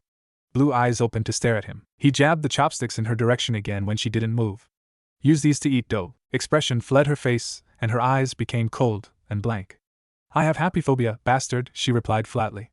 How do you expect me to take them from you, especially if they have noodles on them? Happophobia baka, Sasuke corrected. He glanced at the noodles on the chopsticks, glanced at Naruto, and glanced back to the noodles before looking to Naruto again. His pulse sped up a little. Open your mouth then, he said. Despite trying to keep his voice steady, it came out soft. Gentle, even. The blonde Akatsuki member stared at him incredulously. Sasuke decided he'd had enough with the incredulous looks. Hello? Happyphobia? Naruto said exasperatedly. Happophobia, Sasuke corrected again. His eyes and expression softened. Trust me, he said softly, looking straight at her eyes. She started and stared back, before chuckling cynically. Trust you? She sneered. That hurt, Sasuke blurted out softly and honestly before he could stop himself. Naruto's sneer didn't leave her face. Instead, her expression became more sarcastic. Just open your mouth and trust me, Naruto. It was the first time in years that he had willingly, casually said her name out loud. The only other time he had actually said her name was when she had first reappeared. He never spoke her name to anyone, because he never broached the topic of her with anyone else.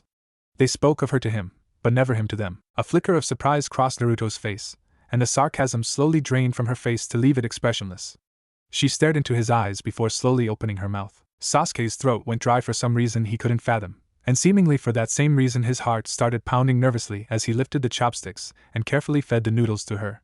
He watched, entranced, as she sucked the long noodles into her mouth, licked her lips and chewed slowly. You could have cut the silence with a knife, but Sasuke knew it wasn't the usual kind of tension he had with Naruto, the I hate you, my rival kind of tension. He stared at those beautiful blue eyes that were holding something back, and watched them stare back into his own eyes. The ramen's cold, team. Naruto's complaining voice broke the moment, and she looked away, down to the ramen cup. The cup's cold, too. Sasuke almost scowled at her. Make your own, then, he told her curtly, and snatched back his stolen cup of cold, instant noodles. She pouted at him as he ate the noodles, and he noticed she had trimmed her blonde fringe so that it just covered her eyes and touched her cheeks. He pointed to the cupboard that held his ramen stash with a jerk of his chopsticks, and smiled softly at the way she broke into a huge smile and scrambled noisily to throw open the cupboard and squeal happily at the sight of the stacks of ramen cups. Ramen! She was scooping out an armful of cups. Shrimp. Chicken. Beef. Seafood. Pork. Miso. The blonde rushed around the kitchen, grabbing a kettle, filling it with water, setting it on the stove and opening the foil of half the cups she had pulled out with the usual Naruto-ish energy that used to annoy Sasuke years ago, but he now found himself missing. A small smile curved the corners of his lips, and disappeared as soon as she turned around. He caught sight of her ecstatic grin as she bent down to pour hot water into the ramen cups, and it was hidden by the large, high collar of her cloak as she straightened. She waited impatiently for the dehydrated noodles to cook, and was fidgeting and tapping her feet and fingers, and humming snatches of tuneless melodies. Sasuke hid a fond smile at her behavior. The 3-minute wait was soon up, and she happily ripped the foil off the first cup of ramen within her reach and inhaled deeply. Ah, as she moaned happily. The sound shot straight to Sasuke's groin and sent a pleasant shiver up his back. She quickly unbuttoned her cloak enough for her to eat and grabbed the pair of chopsticks she had found in one of the drawers. "Itadakimasu," she said quickly, and Sasuke almost didn't see the movement of her mouth before she was slurping up the steaming noodles with a blissful expression that made him smile. Good thing her eyes were closed into upturned curves, or she might have seen his smile. Within minutes she was done and leaned back, grinning happily with her eyes closed and a hand rubbing her stomach. "That hit the spot," she mumbled in a satisfied tone. Her voice and expression made a flush of pleasure rise in Sasuke. He liked seeing her happy, he realized. And he liked it even more when he was the one who made her happy. "You're welcome to the ramen anytime," he told her, hoping to see her smile. His wish was granted. "Really?" She almost squealed, her smile nearly splitting her face in half. Sasuke was happy, more than happy to see her entire face since her cloak had been unbuttoned. I mean, you rock, Sasuke." Was it possible to feel both elated and disappointed at the same time? Sasuke's heart beat faster when he heard the word that almost came out of Naruto's mouth. Did she really mean what she had nearly said? He felt disappointed that she hadn't said it. Would you say it to her? The thought spontaneously popped into his head and made him pink slightly and scowl. Unfortunately, Naruto's happy look slid off her face at his scowl, and she stood up. "Most people actually smile when they get complimented, bastard," she told him in a somewhat snippy tone. "If you dislike it so much even when I compliment you, then I'll be going." She grinned an evil grin. "But you'd better guard your ramen properly. You never know when I'll just pop by and steal a few." She started the hand seals for Shunshin no Jutsu. By Bass. Before she could finish the last hand seal, Sasuke's eyes had widened in alarm, and he had shot out a hand to latch onto her wrist. "Don't go, Naruto," he couldn't quite keep the pleading tone out of his voice. "Let go of me, bastard," was the reply. She couldn't keep the shakiness out of her voice, and he realized she was trembling. He quickly released her wrist and shot her an apologetic look. The moment he released her, she quickly backpedaled to lean against the counter behind her, knocking down the chair in her haste. She had her arms wrapped around herself and was trembling. Her eyes were hidden by her bangs. Sasuke had never felt so guilty since the day she left the village. "Bastard," he heard her whisper. The tremor hadn't quite faded from her voice. "I'm sorry," he finally mumbled, lowering his head a little. He saw her head rise in surprise. A long moment of silence passed before she spoke. The tremor had faded but her voice was still low. "Just don't do that again." "Not yet." "Not yet?" Not a little bit of relief flooded Sasuke at those words, and an unreasonable, "That's what he told himself," thought popped into his head that made his face pink again. "I meant what I said," he told her, to rid himself of the thought and the blush. "You're welcome to the ramen anytime. I don't particularly like it anyway." Through her bangs, he saw a shaped yellow eyebrow rise. Her arms were still wrapped around herself, but not as tightly as before. "You don't particularly like ramen, yet you have enough to feed a genin cell for a week in your cupboards," she said in an incredulous, "I don't quite get it" tone. Sasuke didn't answer. He couldn't quite tell her that he had bought the stuff in hopes that he could see her smile when she stopped by. "Stay the night," he said instead. The other blonde eyebrow rose to join its mate near her hairline. "Uchiha Sasuke, Rokudame Hokage, are you asking a missing nin and enemy of Konoha to spend the night in your house, instead of apprehending her and handing her over to Marino Ibiki?" she asked a little mockingly. "Would you rather spend the night with Ibiki then?" He shot back, his face expressionless. Then his eyes softened. "I know you would have done the same for me, if you were in my place," he continued quietly. That silenced her, and she looked at him with a blank face for a few long seconds before folding her arms and looking away. "Okay." Sasuke's heart jumped in his chest, and he nearly sighed aloud with relief. Hiding a smile that threatened to show, he switched off the kitchen light and led the way to his bedroom. He had to resist the urge to turn around every few steps to make sure she was still following him. Her tread was silent, and he had to strain to hear the swishing of her cloak. He motioned to the bed as he entered the room and closed the door behind her.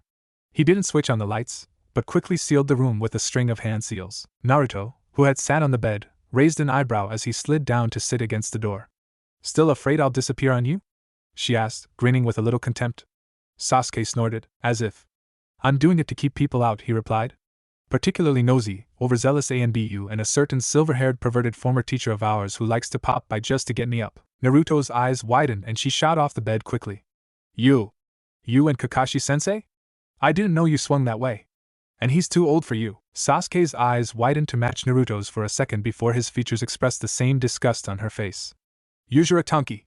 Not like that, Baka. He just likes to annoy me. I'm straight. I like girls. The blonde woman was laughing uproariously at her little joke and Sasuke's reaction, and it took her a minute to calm herself down to a few chuckles. She went back to the bed and lay on her stomach, pillowing her head on one arm so she could look at him. Her other hand dangled down, fingertips tracing lazy circles on the wooden floor. She raised an eyebrow at him. You like girls? She asked in a pointedly questioning tone. I would have thought you're asexual, you frigid bastard. Sasuke's heart was thumping a mile a minute at what he had accidentally let slip out. Thank Cammy she didn't notice it. Just because I don't go around ogling girls doesn't mean I'm gay, Baka, he said, once he got his heart, voice, and the blush that threatened to show under control. Her eyes started to droop, Sasuke noticed. She yawned before answering him. Good. 'Cause I'd kick your ass good if you spied on the women's onsen like Erosenin. She brought the trailing hand up to rub her eyes, then let it fall down bonelessly. Kakashi-sensei likes to get you up, huh? She giggled lightly. He used to pop by 2 years ago. He didn't wake me up, but he'd bring those disgusting things and ask me to eat them. Her nose wrinkled at the memory. Disgusting things? Sasuke inquired, crossing his arms comfortably across his chest. Yeah. Vegetables and fruits. Yawn. Yucks. A corner of the brunette's mouth lifted in Sasuke's version of an exasperated smile. No wonder you're stupid and small. You don't eat your vegetables. I'm not stupid, came the sleepy protest, and the dangling arm shook a fist at him. Sasuke's smile widened a little, and his onyx eyes traced her relaxed features. It's good that Kakashi-sensei comes by once in a while, Naruto murmured. Sasuke's face darkened. He does it to annoy me. A passive-aggressive gesture, he replied. The blonde head shook lazily in disagreement, and a yawn was heard before the reply. He does it because he cares. That's his way. Sasuke watched the blue eyes close. No, he does it because he blames me for you leaving. Everyone does. Including myself. Baka Sasuke, Naruto reprimanded sleepily. Kakashi-sensei isn't like that, or he'd hate me for taking away his sensei. He isn't the type to hold grudges. He really cares. Sasuke snorted, but he didn't dismiss Naruto's words easily. Sides, the blonde continued in the same sleepy tone. It's not entirely your fault I left. He felt the weight of the guilt of her leaving ease a little, and he was sure it showed on his face. He wanted Naruto to elaborate, but it was obvious from her tone that was all she would say. A comfortable silence filled the room. Naruto's eyes had closed completely, and her upper back was rising and falling in a gentle rhythm. Sasuke was contemplating scooting closer so he could better watch her in the dim moonlight when she spoke. You should smile more, Sasuke, she murmured. Sasuke wasn't sure whether she was talking to him, or just sleep-talking. She continued. You look so much like Itachi Nizan, yet you look so different. Sasuke stiffened and frowned deeply. Don't do that, bastard, Naruto scolded sleepily, and cracked an eye open to look at him for a second before closing it again. She exhaled a long breath. I like looking at you better than Itachi Nizan.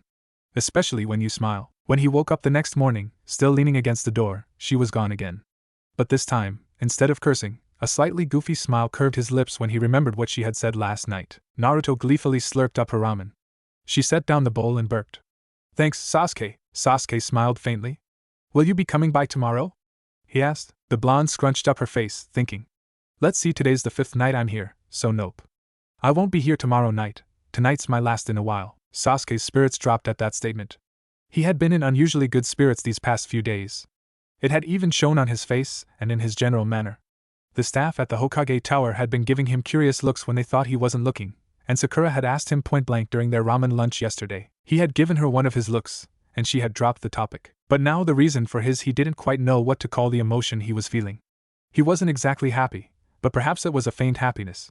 Anyways, the reason for his good mood had just told him she wouldn't be dropping by for who knew how long more. She had appeared the previous 4 nights in succession after almost 6 weeks of absence, and ate his ramen every night, and spent the night in his bed too.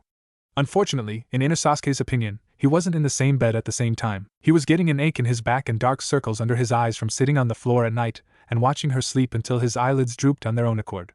But it was worth it, to have her near. Naruto continued, oblivious to Sasuke's thoughts. I've got a sort of mission coming up with Itachi Nizan and Kisame in 2 days' time, so yeah, tomorrow night's my last for a while. I don't know how long it'll be before I can raid your kitchen cupboards again. She burped and stretched, not noticing Sasuke's eyes narrowing at a certain phrase she'd used, then following her movements and resting on her smiling face. I don't know how I survived without coming here for ramen at night. Just a few days in a row and I'm so comfortable with it. Definitely gonna miss this during the mission. She smiled wistfully, then turned to look straight at Sasuke, whose heart gave an extra strong thump. She grinned at him, and his heart skipped a few beats. I definitely owe you, Sasuke, she declared. Sasuke took a moment to ponder. The Naruto he knew years ago would have rather bitten off his own arm before saying something like that. Then a devious idea popped into his head, one that made his heart race just thinking about what would happen if she said yes. Yes. You owe me, he told her.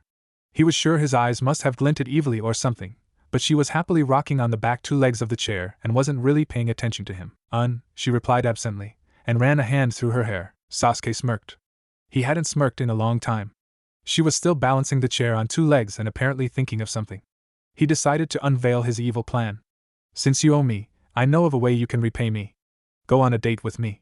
Sir Nanny? She had begun to reply automatically when what he was asking sank into her head, and she stared at him in shock before losing balance and crashing to the floor in a loud clatter. Sasuke couldn't help it. He laughed lightly at the sight of her shocked face goggling at him from the pile of limbs and chair on the floor.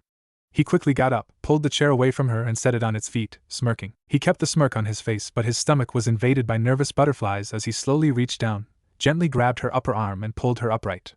He could feel she was very tense under his grasp, and was trembling lightly. Her eyes were squeezed shut, and her lips were set in a thin, straight line, and her face had a look of intense concentration, like she was trying to figure out the solution to a difficult and unpleasant problem. The brunette reluctantly let go of her arm. Are you all right? He asked. It came out softer than he had intended, but he didn't care. She took a deep breath before replying. I'll be fine, she answered, as softly as he had spoken. Silence fell upon the house, broken only by the sound of Naruto's breathing, which slowly went back to normal as Sasuke watched her intently. Sasuke smiled gently as she slowly opened her eyes and turned to him, and he heard her breath hitch when she focused on him. They stared at each other for what seemed like a single moment, yet stretched a whole eternity. Naruto was the first to break the unusual silence. She turned away and smoothed down her cloak and ran her fingers through her hair. The moment over, Sasuke sat down in his chair again, and waited as the blonde plopped into her chair that he'd straightened earlier. How do you expect me to go out with you? A missing Nin on a date with the Rokudaime Hokage? She asked him, grinning lopsidedly. Sasuke's heart skipped a beat. She hadn't turned him down. He took it as a good sign. A very good sign. Simple, he answered, smirking a little. Henge isn't an option since we have the Hyuga in Konoha. So, hair dye, makeup and contact lenses. Naruto pursed her lips contemplatively, and Sasuke fought the urge to lean over and kiss those lips. He forced his eyes away from her red lips to her eyes. You're crazy, was her conclusion. Sasuke chuckled lightly. He felt lighthearted, knowing she wasn't turning him down. You've rubbed off on me, he replied. She scowled. I don't have anything to wear, unless you don't mind me wearing this Akatsuki cloak. Her eyes gleamed mischievously. Sasuke smirked, and Naruto moved back a little at the sight of it. It was a you're not getting off that teasily smirk. I have some dresses, he began. Naruto choked on spit. You kinky bastard. Her mouth opened and closed a few times, and her cheeks turned red. Man, I can just imagine you in a dress. Her eyes were wide and unfocused. A small blush spread across her face, the mental image presumably playing in her mind. Sasuke flushed. No, Baka. An eyebrow twitched, as did a fist. Naruto came back to earth, and winked suggestively at him, grinning widely. Hey, I don't mind your kinkiness. Heck, I'd kill to see you in a dress. Sasuke's eyes widened and his jaw hung loose for a few seconds as a fierce blush crept onto his cheeks. Naruto laughed hysterically and slapped him on the back. He was immediately broken from the spell at her action, and quickly turned to her. She had stopped laughing and was looking thoughtfully at her left hand, the one that had touched him so casually, so naturally. Sasuke noted with a sense of gladness that she wasn't trembling or shaking. She closed her eyes for a second, then turned to him, grinning. The laughter was back in her eyes, and it was such a contrast to the blank eyes Sasuke remembered seeing the first few times she reappeared in Konoha. Seriously, I wouldn't mind you getting kinky, she said slyly. Sasuke smirked, his composure regained. Only if you get kinky together with me, he answered in a husky voice. Her eyes widened a little and her breath hitched. Cerulean blue stared into deep onyx, but neither managed to get deep, since both were so guarded. Naruto looked away first. You kinky bastard, she repeated a little shakily. Sasuke forced his pounding heart to slow down. The blonde shook herself and grinned.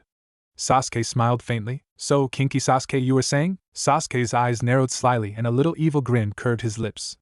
Naruto raised an eyebrow. As I was saying before your perverted self interrupted, he replied, I have some dresses, ladies' kimono, actually. They used to belong to my Okasan. Naruto blanched a little. Ah, sorry, I wouldn't have made fun of you if I had known they were your Okasans. Sasuke waved it away. It was nothing. Don't worry. He smirked. Back to business. I can provide the kimono, the hair dye, the makeup, and the contacts. Any other questions? Naruto's face scrunched up adorably, doing funny things to Sasuke's insides and making his smirk loosen into a fond smile. How are you gonna get the other stuff? She asked, putting her elbows on the table so her palms could cradle her cheeks, pushing them so that they looked squished against her face. You don't have to worry about that. Now, he said, can you be here during the Sakura season? Konoha is having the annual Sakura festival, which Tsunade and I are to officiate. His voice and expression turned a little hesitant, and a faint pink dusted his cheeks. His gaze lowered from her face to bashfully focus on the table as he fought his sudden nervousness. I was hoping you could accompany me. That is, I hope you could be my D-date to the festival. His blush rose with each stutter and the continued silence from Naruto. When he finally gathered enough courage to look at her face, he saw she was smirking mischievously. You do a pretty mean impression of Hinata, Sasuke, she exclaimed, and broke into a wide grin. All bashfulness fled from him, and Sasuke scowled and turned away. A small feeling of hurt rose in him when he realized that Naruto wasn't taking him seriously.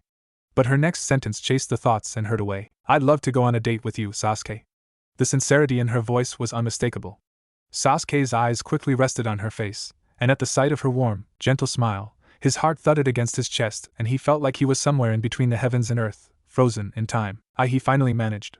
Thank you, Naruto. The blonde blinked very slowly.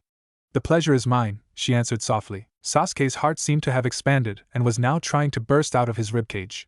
A silly, goofy grin stretched his lips before he managed to tone it down into a small smile. He definitely couldn't wait for their date. He told her the date of the festival's opening day. Can you make it? He asked a little anxiously. You'll need to be here one day earlier so you can dye your hair. I understand if you can't. Please be able to come. Please be able to make it. Inner Sasuke cried, pulling on his bangs anxiously. Naruto rubbed her chin thoughtfully. No promises, she replied slowly, but I think I should be able to be here. Inner Sasuke bounced off mental walls. Sasuke felt relief wash over him, and nervousness and anticipation of their date began to set in. He couldn't help smiling at her, and worked hard to resist the urge to put his arms around her and pull her close. Naruto smiled back, then cracked a large yawn and blinked back a few yawn-induced tears. She rubbed her yes, then ran a hand through her hair and scratched her scalp lazily. I think it's gotten pretty late. I have to get going early tomorrow, so she paused uncertainly and looked at Sasuke hesitantly. The brunette almost rolled his eyes at her. She'd been sleeping in his bed for the past 4 nights and every night that she dropped by previously, and each time she dared not impose herself on him. You're welcome in my bed anytime, he said without thinking, then tried to force back a blush when Naruto raised an eyebrow and grinned. You pervert. Kinky pervert bastard. She wiggled her eyebrows suggestively at him. Sasuke's heart was racing, but he managed to smirk in what he hoped was a sexy manner. Only if you get kinky and perverted with me, remember? He said huskily, and watched in satisfaction as she swallowed when her eyes met his. He stood up and walked to his bedroom after turning off the kitchen lights. He heard her chair scrape back and her barely audible footsteps following him. As had become usual for the past 4 nights, he entered the bedroom first, held the door open for her, then closed it and sealed the room after she entered. He turned around to settle in his usual position, but noticed with faint curiosity that instead of lying down near the edge of his king-sized bed like she always did, this time she lay on her side near the further edge of the bed.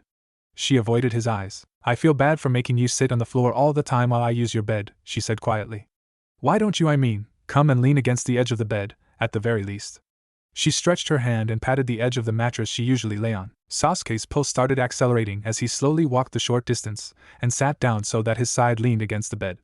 He cradled his head with his arms so that they were resting on the mattress in such a way that he could watch her unobtrusively. He didn't say anything, but kept his eyes on her the whole time, and noticed how she was following his movements. Very slowly and hesitantly, the hand nearest to him reached out and gently stroked his cheek. Her hand was shaking lightly, but her eyes were guarded. Sasuke closed his eyes and leaned into her touch, and immediately missed the warmth when her hand returned to her side. His skin tingled where she had touched, and he forced himself to remember the sensation of her skin against his. She fell asleep not too long after that, and Sasuke watched her until he too drifted off to sleep. Sasuke sat in his usual chair in his kitchen, resisting the urge to get up and pace. Instead, his fingers tapped out an impatient rhythm on the wooden table. Naruto was late. Alright, fine, she wasn't late, Peresi. She was usually already in his apartment, and into his ramen by the time he got home, but tonight she hadn't appeared yet, and Sasuke was a little worried. Who knew what could have happened during the past weeks? Practically every hidden village had declared Akatsuki their enemy, and almost all the villages had kill-on-sight orders issued, secondary only to run-for-your-life orders. Speaking of other hidden villages, Sasuke was reminded of Senogakure. He remembered how Gaara almost killed him the first time the Kazekage came to Konoha and found out that Naruto had disappeared. He had constantly demanded updates of the situation, and had even sent out some Suna search parties, but to no avail. Then, about 3 years ago, he had abruptly stopped questioning Konoha about Naruto. Had he known about Naruto? If so, did she make him keep the secret? It began to rain even more heavily outside, but Sasuke didn't pay attention. Tomorrow was the opening ceremony of Konohagakure's annual Sakura festival. Tsunade had grudgingly reminded him about their joint responsibility to officiate the ceremony tomorrow. Sasuke was just relieved that it was mainly just a formality, and that he did not have to make fancy speeches about how he loved the village and other such nonsense. Suddenly, a spike in chakra signaled the apparition of a cloaked figure into the room. The cloaked figure quickly hinged into an empty instant ramen cup that clattered to the floor.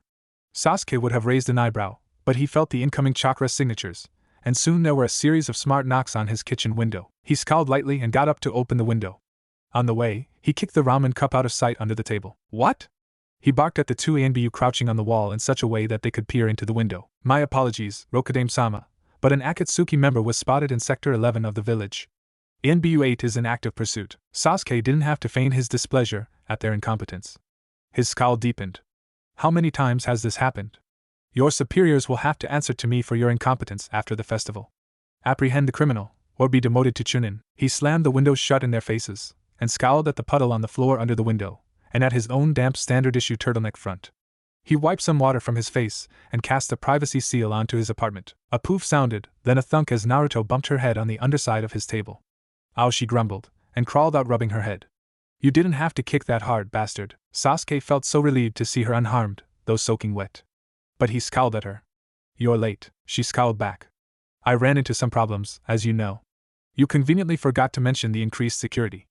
I had to lead them away from your place so people would be wondering what the Rokudame Hokage was doing letting an Akatsuki member into his house in the middle of the night. Sasuke smiled faintly at that, and really wanted to hug her close, to feel her pressed against him, and to let her know how worried he was. His concern for her alarmed him to some degree. It was at such odds with his usual cold self, but at the same time it felt natural, and welcome, even.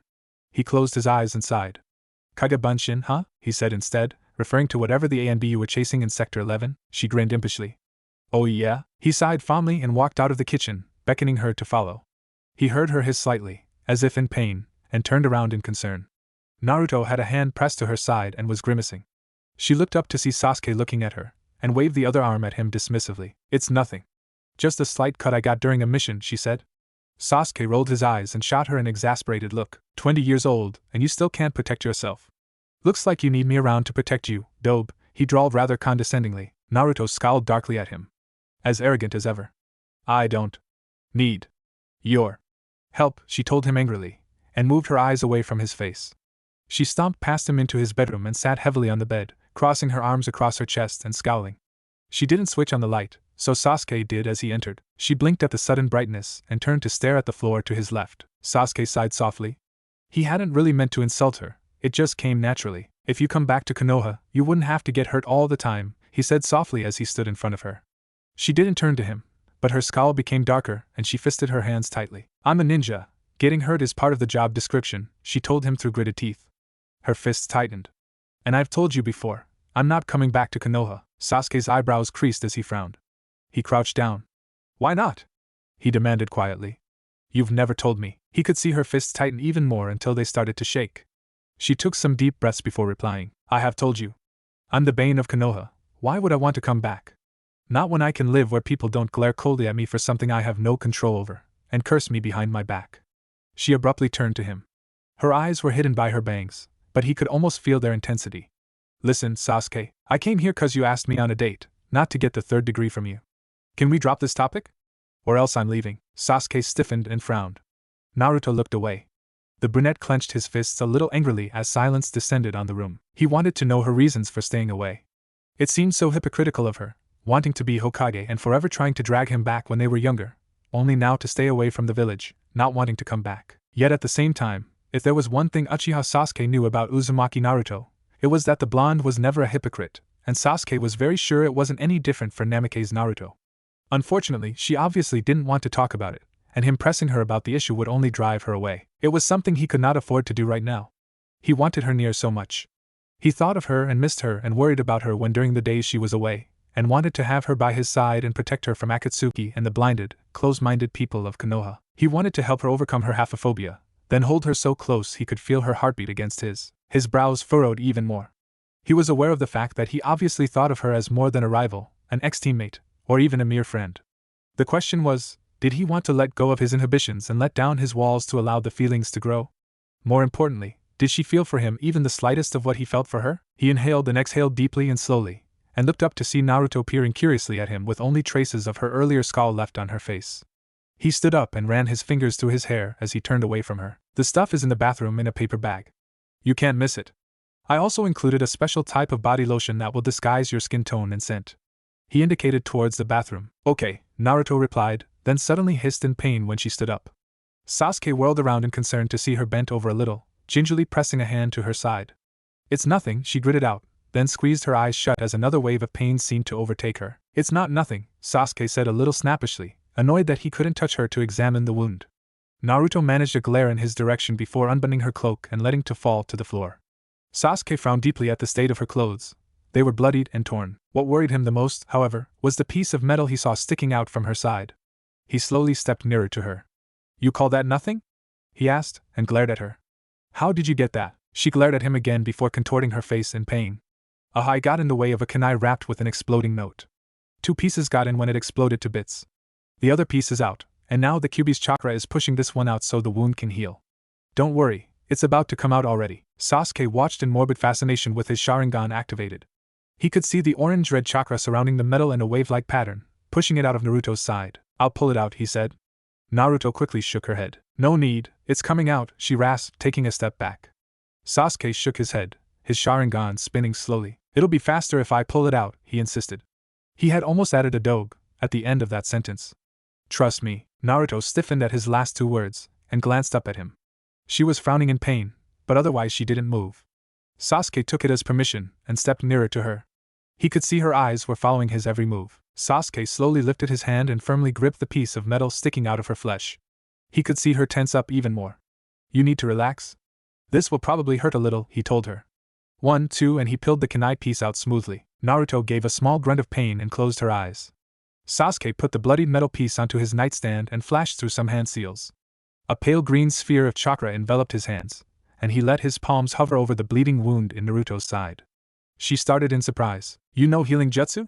She asked. Sasuke grunted, feeling a little offended at her surprised tone. Sakura taught me. Now stay still and keep quiet or I might grow you a tumor.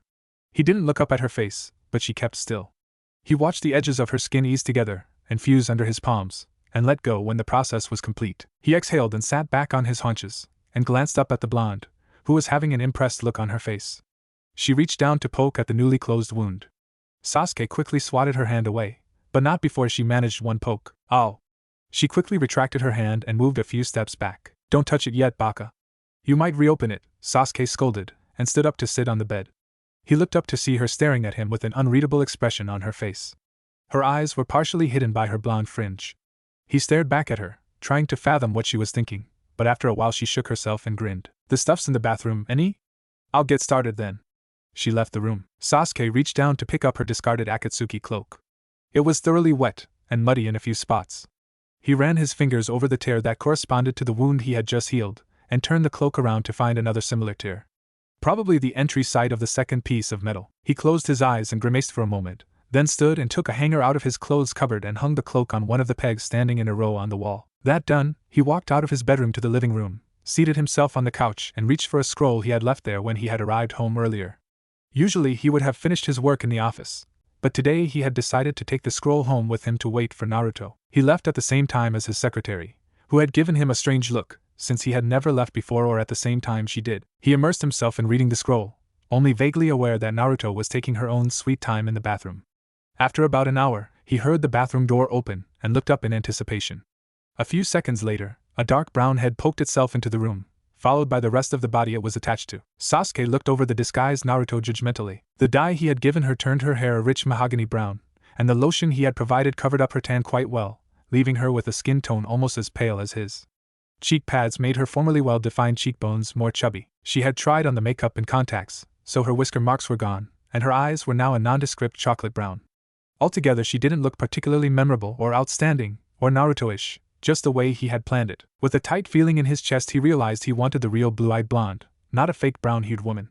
He sighed softly and smiled gently at her. She was looking at him quizzically, dressed in one of his yukata that he had laid out for her. It was a little too big for her, but not by much since he wasn't that much bigger than her. "I look really different," she remarked, pushing up the loose sleeves of the yukata as she rubbed her pale arms. The cheek pads in her mouth made her voice a little different. "That would be the whole point," he answered dryly. She replied by sticking out her tongue at him and flinging herself into the chair beside his. He pushed back an absent-minded wish that she'd seated herself beside him on the sofa instead of in another chair, and picked up the scroll again. A soft growl interrupted his reading, and he looked up with a bemused face to see Naruto rubbing her stomach sheepishly. Hee. "Haven't eaten since last night, since I was kinda in a hurry to get here," she informed him. He felt a prickle of warmth in his chest at what she said. She had actually hurried here, and didn't even stop to eat. He didn't know for sure if Naruto's eating habits had changed, and he didn't think they had, but he was pretty sure Naruto willingly skipping a meal was a big deal. The corners of his lips quirked up in a small smile, and he casually jabbed a finger in the direction of his kitchen. "You know where the ramen is," he said, and his smile grew at the way her now brown eyes widened and her lips stretched into a pleased grin. She bounced off the chair and practically ran to the kitchen. You totally rock, Sasuke," she called back. Sasuke closed his eyes and breathed out as his fingers unconsciously tightened around the scroll. It was the second time she had almost let that word slip. Did she really mean it, or was it just a figure of speech?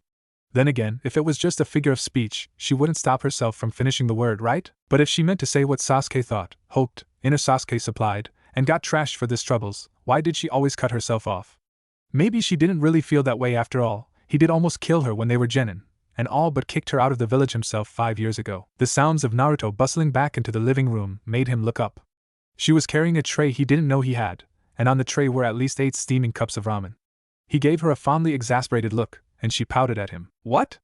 "I am hungry." To his mild surprise, she carefully handed him 1 cup, together with a pair of chopsticks. She shrugged in response to his quirked eyebrow. "Just thought you might be hungry too.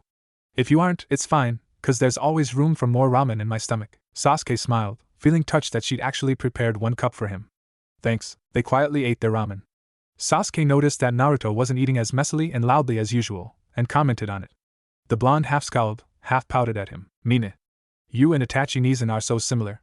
He told me he'd stick me in Tsukiyomi if I didn't learn some manners and etiquette." Sasuke's expression and mood darkened at the mention of that man's name.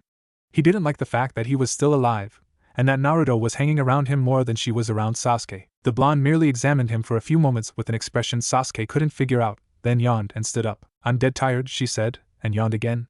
She stretched, and Sasuke caught himself appreciating the way his yukata slid and tightened over her chest as her arms went upwards. "Let's go to bed, Sasuke," she yawned, and stood up to start walking toward his bedroom.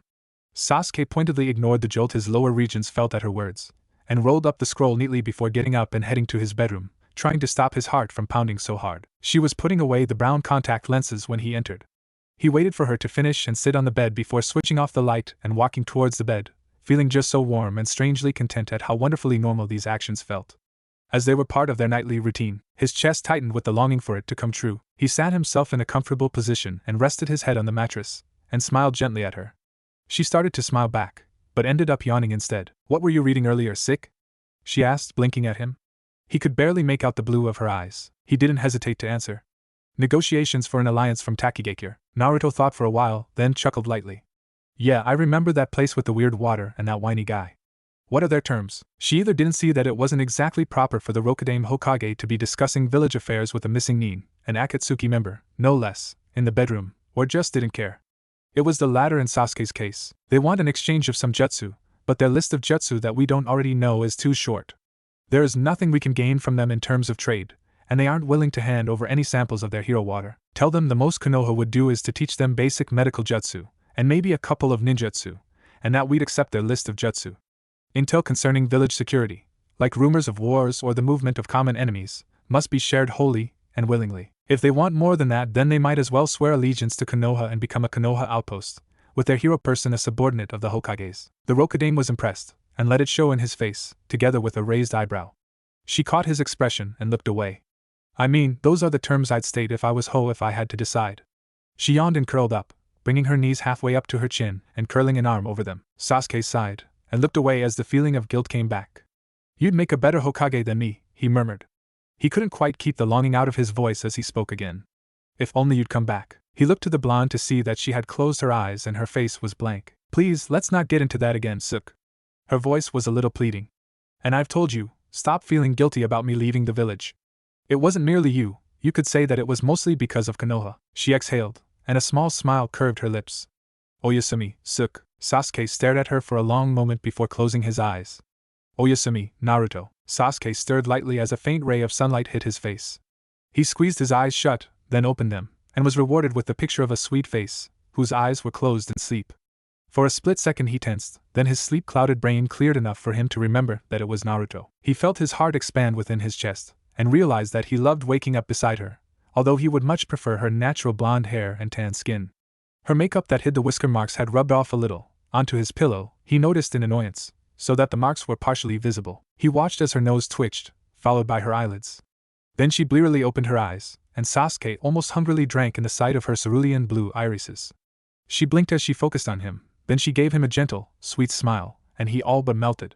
It was official, he wanted it so much, to wake up next to her every morning. Ohio, she whispered, and giggled softly.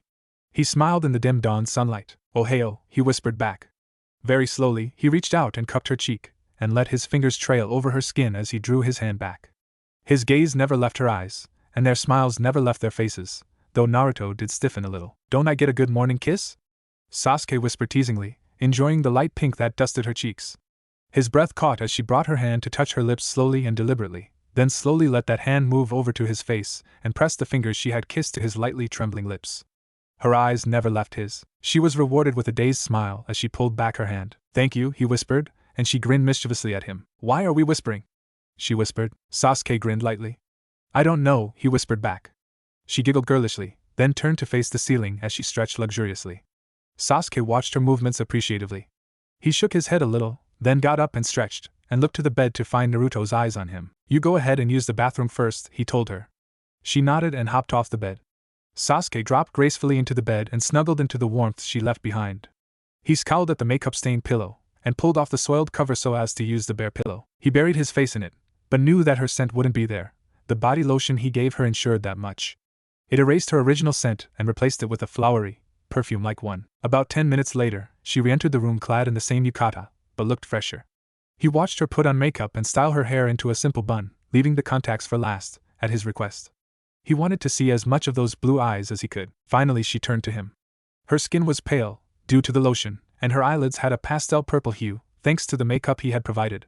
Her whisker marks were reconcealed, and her lips were a pastel pink that made him want to kiss her. The kimono is in my cupboard, he said, lazily stretching out his leg and pointing with a toe to indicate the cupboard as he hugged the pillow to his chest. She nodded cheerfully, went over to the cupboard and opened it. Sasuke watched her eyes widen. It's beautiful, she exclaimed softly, lifting out the kimono. It was dark purple, with pale purple and pink sakura flowers and petals, seemingly swept by a breeze to swirl around the kimono. Rising from the lower hem to knee were delicate bamboo shoots. The leaves were pastel green and the stems were pale brown. The obi was blue in color, a cerulean blue that matched the original color of her eyes. Sasuke swung his legs over the edge of the bed and sat up. It was one of my mother's favorite kimono. I guess it's the one I like best too. He ran his fingers through his bangs and smiled gently at the way Naruto's expression softened. With a small, soft smile on her lips, she ran a hand over the delicate embroidery of the kimono's designs. It was one of the reasons Sasuke liked the kimono very much. The patterns of sakura and bamboo were actually embroidered on the material, and not mere prints. He vaguely remembered liking to run his hands over the silky cloth and feel the embroidery when he was young and his mother was still alive. He pushed himself off the bed and went to the bathroom to bathe and do his morning routine. In less than 10 minutes he exited the bathroom and entered his room to see Naruto fully dressed and seated demurely on his bed. She looked up shyly, and he saw that the contacts were in, and sighed inwardly. He sat next to her, but at a distance she'd be comfortable with. Thank you for taking me on this date, Sasuke-san, Naruto said in a shy voice, not quite meeting his eyes. Her hands were folded gently in her lap. It was so unlike her that Sasuke shot her a deadpan look and raised an eyebrow. What's up with you? Why are you so shy and formal all of a sudden? The demure look disappeared and she looked half annoyed and half frustrated. She folded her arms across her chest and stuck her tongue out at him. "Che," she said, "I was just getting into character. I can't be my usual loud self, and I can't be the squealing, clinging girlfriend, so all that's left is the sweet, shy girl." She looked a little embarrassed and turned her eyes away from his. Sasuke blinked then chuckled. He was a little amused and quite touched that she had thought quite a bit about their date. "I see. Not bad," he said, his lips curved in a smirk. "Alright, now listen closely. This will be your cover story." He outlined the background he had made up for the person Naruto would be pretending to be, and told her to sneak out of Konoha and come back in through the gate. He would meet her there. They went into the kitchen, where he pulled out some pork buns from his fridge and handed two to her, keeping one for himself and eating it. "You remember everything? Because if you don't you might get discovered, and with stepped-up security you'd probably get caught before I can get you out safely," he started to say with a vaguely worried look, but she interrupted him, scowling and rolling her eyes. Yeah? I know, Sasuke, and I can handle it. I'm a good ninja. If I've come this far with the Akatsuki, I can definitely handle one day in Konoha with you." Sasuke didn't fully understand how coming this far with the Akatsuki equated her being able to handle herself, but he didn't press it. Instead, he nodded. "Fine. You'd best get going now.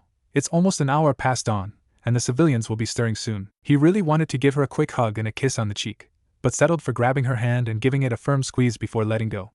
He was relieved that she didn't start, or pull away, although she did tense. She grinned and nodded at him. "Okay, see you in 3 hours, bastard." She disappeared in a puff of smoke. Be safe, Sasuke thought to her. Sasuke strode elegantly down the streets of Konoha, heading towards the gates. He had met with various people in charge of various parts of the festival, inspected the stage and security for one last time, and was now on his way to get his date. He realized he was a little nervous, his palms were a little sweaty, his heart was going faster than normal, and butterflies had taken up residence in his stomach. None of it registered on his face, though. He made sure of that. It was his first date. Women had thrown themselves at him, hoping to snag the Rokugan, but he turned them flat.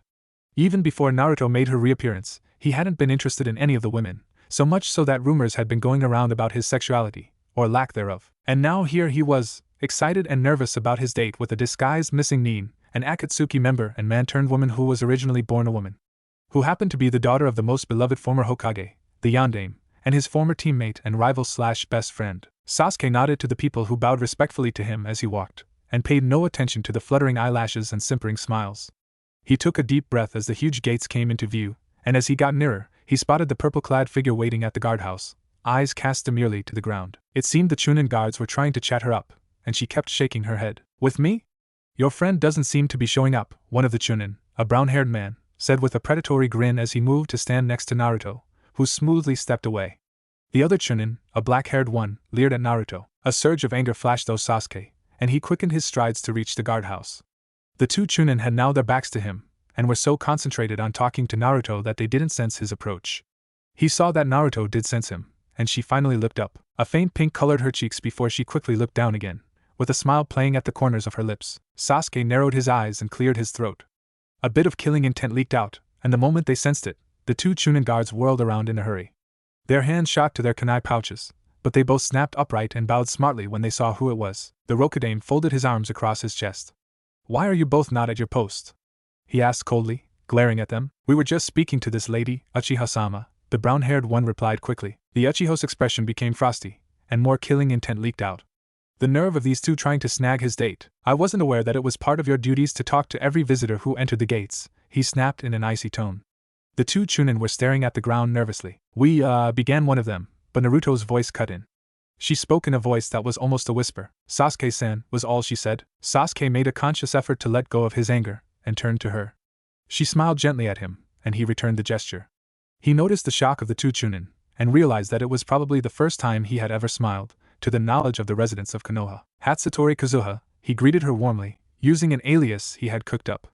"Welcome to my village, Konohagakure. I hope these imbeciles have not disturbed you in any way," he said, narrowing his eyes at the staring Chunin, who scrambled back to their post and stared from that safer distance. She lifted her eyes to glance at him shyly, then dropped her gaze back to the ground. "I am honored that you would invite me, Sasuke-san. And these two gentlemen have been kindly keeping me company as I waited for you," she replied. "Kindly keeping me company." Sasuke almost snorted, but instead he gestured for her to enter. She took small, feminine steps to his side, and they walked into Konoha together. When they were out of earshot of the Chunin, Naruto spoke softly from the corner of her mouth, and Sasuke happily leaned in to listen, inwardly enjoying all the disappointed and jealous looks Naruto was getting from the majority of the single females they passed. He knew they looked good together. He had purposely chosen a royal blue kimono with a more masculine, geometric pattern of pale pink and purple sakura decorating the hems of the sleeve, and had bamboo shoots below the knees nearly identical to those on Naruto's kimono. They were basically matching and complementing each other. What took you? I had to stand there and tolerate those two idiots. I so felt like giving them both a kick to the shins, Naruto whispered furiously, but kept her face a mask of politeness. Sasuke chuckled softly. Sorry, Kazuha-san. Last-minute things. Naruto made a petulant sound, then stayed quiet and started to look at their surroundings as they made their way to the village center, where the opening ceremony would be held. A large crowd had gathered in front of the stage. As they approached the crowd, two Inbu suddenly materialized in front of Sasuke and dropped to one knee respectfully. Beside him, Naruto gave a short squeal and stumbled back a few steps. Sasuke quickly turned to her in alarm and saw the look of fright on her face. He shot to her side. Are you alright, Kazuha-san? He murmured in concern. I'm alright, Sasuke-san. Your ninja just startled me, that's all, she answered in a breathless voice that Sasuke knew right away she was faking. He mentally grinned at her quick thinking. Hatsutori Kazuha had never met Inbu before, and would definitely have been startled, at the very least, by the sudden appearance of the two shinobi. Uchiha-sama, one of them intoned, Godame-sama requests your presence at the stage, as the ceremony will begin in 10 minutes. Sasuke nodded curtly at the Inbu, who rose to their feet, bowed, and disappeared. He turned to Naruto. Good thinking, he whispered with a small grin, then continued in a louder voice, I have to go, Kazuha-san. Will you be alright on your own? He was truly concerned about leaving her alone. Kazuha's face smiled gently, but Sasuke could see her eyes harden. She replied, Thank you for your concern, Sasuke-san, but I'm sure I'll be fine. Then she leaned near to him and whispered, And if you ever insinuate that I'm not able to take care of myself again, I'll personally ensure that you won't be continuing the Uchiha line, bastard. She straightened, gave him a sweet smile that completely contradicted yet emphasized what she had just said, and demurely looked to the ground. Sasuke scowled. He was concerned about her, that baka. But it was such a Naruto-ish response that his scowl turned into a faint smile, and he actually chuckled softly. Naruto glanced at him curiously, but he just shook his head, then nodded to her and left for the stage. Who's that girl? Tsunade asked point-blank once he had reached her side.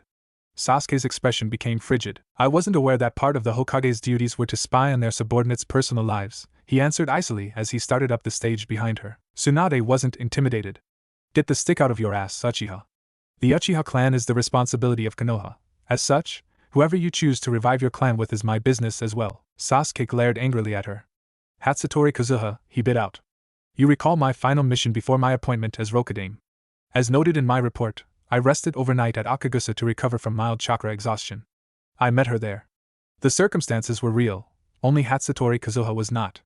But Tsunade probably wouldn't pry. I see, Tsunade murmured. Strange how you are so friendly with someone you met for such a short while, yet you ignore the hundreds of Konoha women practically falling at your feet. Sasuke bristled. He hadn't expected Tsunade to be this inquisitive, though he was positive Sakura would drill him later. She helped clean my wounds and took care of me while I was there. I invited her here as a way to repay her kindness, he replied curtly. Thankfully, they were already on the stage, and two kunoichi on duty were showing them to the seats of honor. Tsunade made one last remark, quietly. I don't know why, but she reminds me of Naruto. The brunette nearly froze at that, and managed to keep calm with an effort. He feigned an offended and angry tone instead. Kazuha-san is nothing like that brash, loud, unpredictable Yuzuritanki. Please do not make the mistake of confusing Kazuha-san for that idiot. Tsunade merely looked at him with an unreadable expression, then looked ahead to the crowds and sighed slowly. Sasuke turned his attention to the ceremony, which had started while the two Hokage were talking. Soon it was Tsunade's turn to make a speech, followed by Sasuke. He stepped up to the podium and flawlessly delivered his memorized speech in his usual emotionless way. His eyes, however, roamed the mass of people until they settled on Naruto's disguised figure standing at the fringe of the crowd. At the end of his speech, Tsunade came forward to stand beside him, and focusing their chakra, called out Kai, in unison. All around Konoha, and around the square they were in, sakura trees that were previously bare and ugly burst into color and life as pale pink sakura blossoms sprouted on the branches, and sakura petals swirled in the air, reminding Sasuke of the pattern embroidered on the kimono Naruto was wearing. He searched the crow again and spotted her. She was watching the sakura petals twirl about her with a peaceful expression and a gentle smile that somehow had a tinge of sadness to it. She gracefully stretched out a hand and let a petal fall into it, then stared thoughtfully at the petal. The sad smile didn't leave her face. Sasuke ignored the rapturous cheers of the crowd and shunshined to her side. Kazuha-san, he called softly, so as not to startle her. Naruto turned her now brown eyes to him, and the sadness left her face as she smiled at him. Sasuke-san, she answered. Out of the corners of his eyes, Sasuke saw quite a few men eyeing her, and a surge of possessiveness sparked in him. He was so tempted to snake an arm around her waist and keep her close to his side to show everyone whose date Hatsutori Kazuha was, and had to keep his twitching hands by his side. "Shall we, Kazuha-san?" he said, making a sweeping gesture with one hand. Naruto nodded shyly and kept to his side as they walked along Konoha, admiring the beautiful sakura trees. His male ego was satisfied by the jealous looks the single male fraction of the Konoha population shot him. He had meant for Hatsutori Kazuha to be an unremarkable, nondescript person, but somehow it didn't work. There was something about Naruto that attracted people to her, even when in disguise. Perhaps it was this something that Tsunade somehow recognized, which reminded him. He slowly brought his head close to Naruto's and could see her tense, almost imperceptibly. "Tsunade knows about Hatsutori Kazuha," he whispered. "She questioned me earlier, and I fed her our little story." To her credit, Naruto didn't show any negative reaction, but pretended to nod and smile shyly, as if in response to something Sasuke had said. "How did she dash?" she whispered back, then shook her head lightly. "Must be that darned crystal ball of Sande Majizan's." Sasuke agreed. "We'll have to be more careful. But I want you to enjoy yourself, too." He felt foolish for saying such a sentimental thing, but was rewarded when Naruto lightly and quickly gripped his fingers with hers. "Hey, Sasuke-kun!" A familiar voice called out behind them. Sasuke scowled inwardly and turned around. "Sakura," he said. The pink-haired chief medic was walking up to them hand in hand with her fiancé. "Who's this?" she asked with undisguised curiosity, and smiled cheerfully at Naruto. "Hi. I'm Haruno Sakura, and this is Hyuga Niji, my fiancé. Hajimashite." She started to stretch out her hand, and Sasuke almost panicked until Naruto pretended not to see the hand and bowed respectfully. "Hajimashite. My name is Hatsutori Kazuha," she said in Kazuha's shy, polite voice. Sakura smiled and let her hand fall, and bowed in return. "Hajimashite. You're not from Konoha, are you, Hatsutori-san?" Niji asked from Sakura's side. "You are right, Hyuga-san. I am from Akagusa. Sasuke-san has done me the honor of inviting me to your lovely festival, which brings me here today. He'd better not turn on his Byakugan." Sasuke thought fervently. "We were on our way to grab some lunch," Sakura informed Sasuke. "Join us? We'd love to get to know Hatsutori-san better." Sasuke could easily read between the lines. "You'd better come along, 'cause I'm gonna give you and Hatsutori-san the third degree." He scowled at her. She grinned mischievously back at him, and Niji glared at him for scowling at Sakura. He ignored the Hyuga. "We were thinking of Ichiraku ramen," she added, and inner Sasuke deflated like a punctured balloon. He had wanted to take Naruto there, since he knew she missed eating there. He had wanted to take her there by himself, just the two of them, but now it seemed that idea was out. He glared at Sakura, who shot him an amused look. She probably thought she was tempting him with Ichiraku ramen, since they had been having lunch there every once in a while since Naruto had disappeared years ago. He absently wondered when she had grown immune to his glares. Niji glared back on her behalf, and Sasuke ignored him, as usual. "Fine," he said shortly, and turned to Naruto. He knew his expression softened when he looked at her. He couldn't help it. "Shall we go for an early lunch, then, Kazuha-san?" he asked gently. Naruto looked up at him. Her expression was polite, but he could see her eyes had brightened, and were practically shining. She nodded demurely. The four of them turned towards Ichiraku, and Sasuke felt Naruto give his hand a quick, excited squeeze, and nearly smiled at her hidden anticipation that was pretty obvious to him. Sakura had fallen in step beside Naruto, and was chattering away to the blonde-turned-brunette. Niji strode beside Sakura, and Sasuke could tell he was listening carefully to Naruto's shy replies even if his expression was blank. It was the nature of shinobi to be curious and alert, after all. They arrived at Ichiraku, and Sasuke knew Naruto was barely repressing a shit-eating grin by the way the corners of her lips twitched spasmodically. They ordered and ate, and Sasuke listened carefully as Naruto spontaneously told fictitious stories about Hatsutori Kazuha's fictitious life and childhood in Akagusa. He was grudgingly impressed at the way she came up with her stories and managed to keep track of them.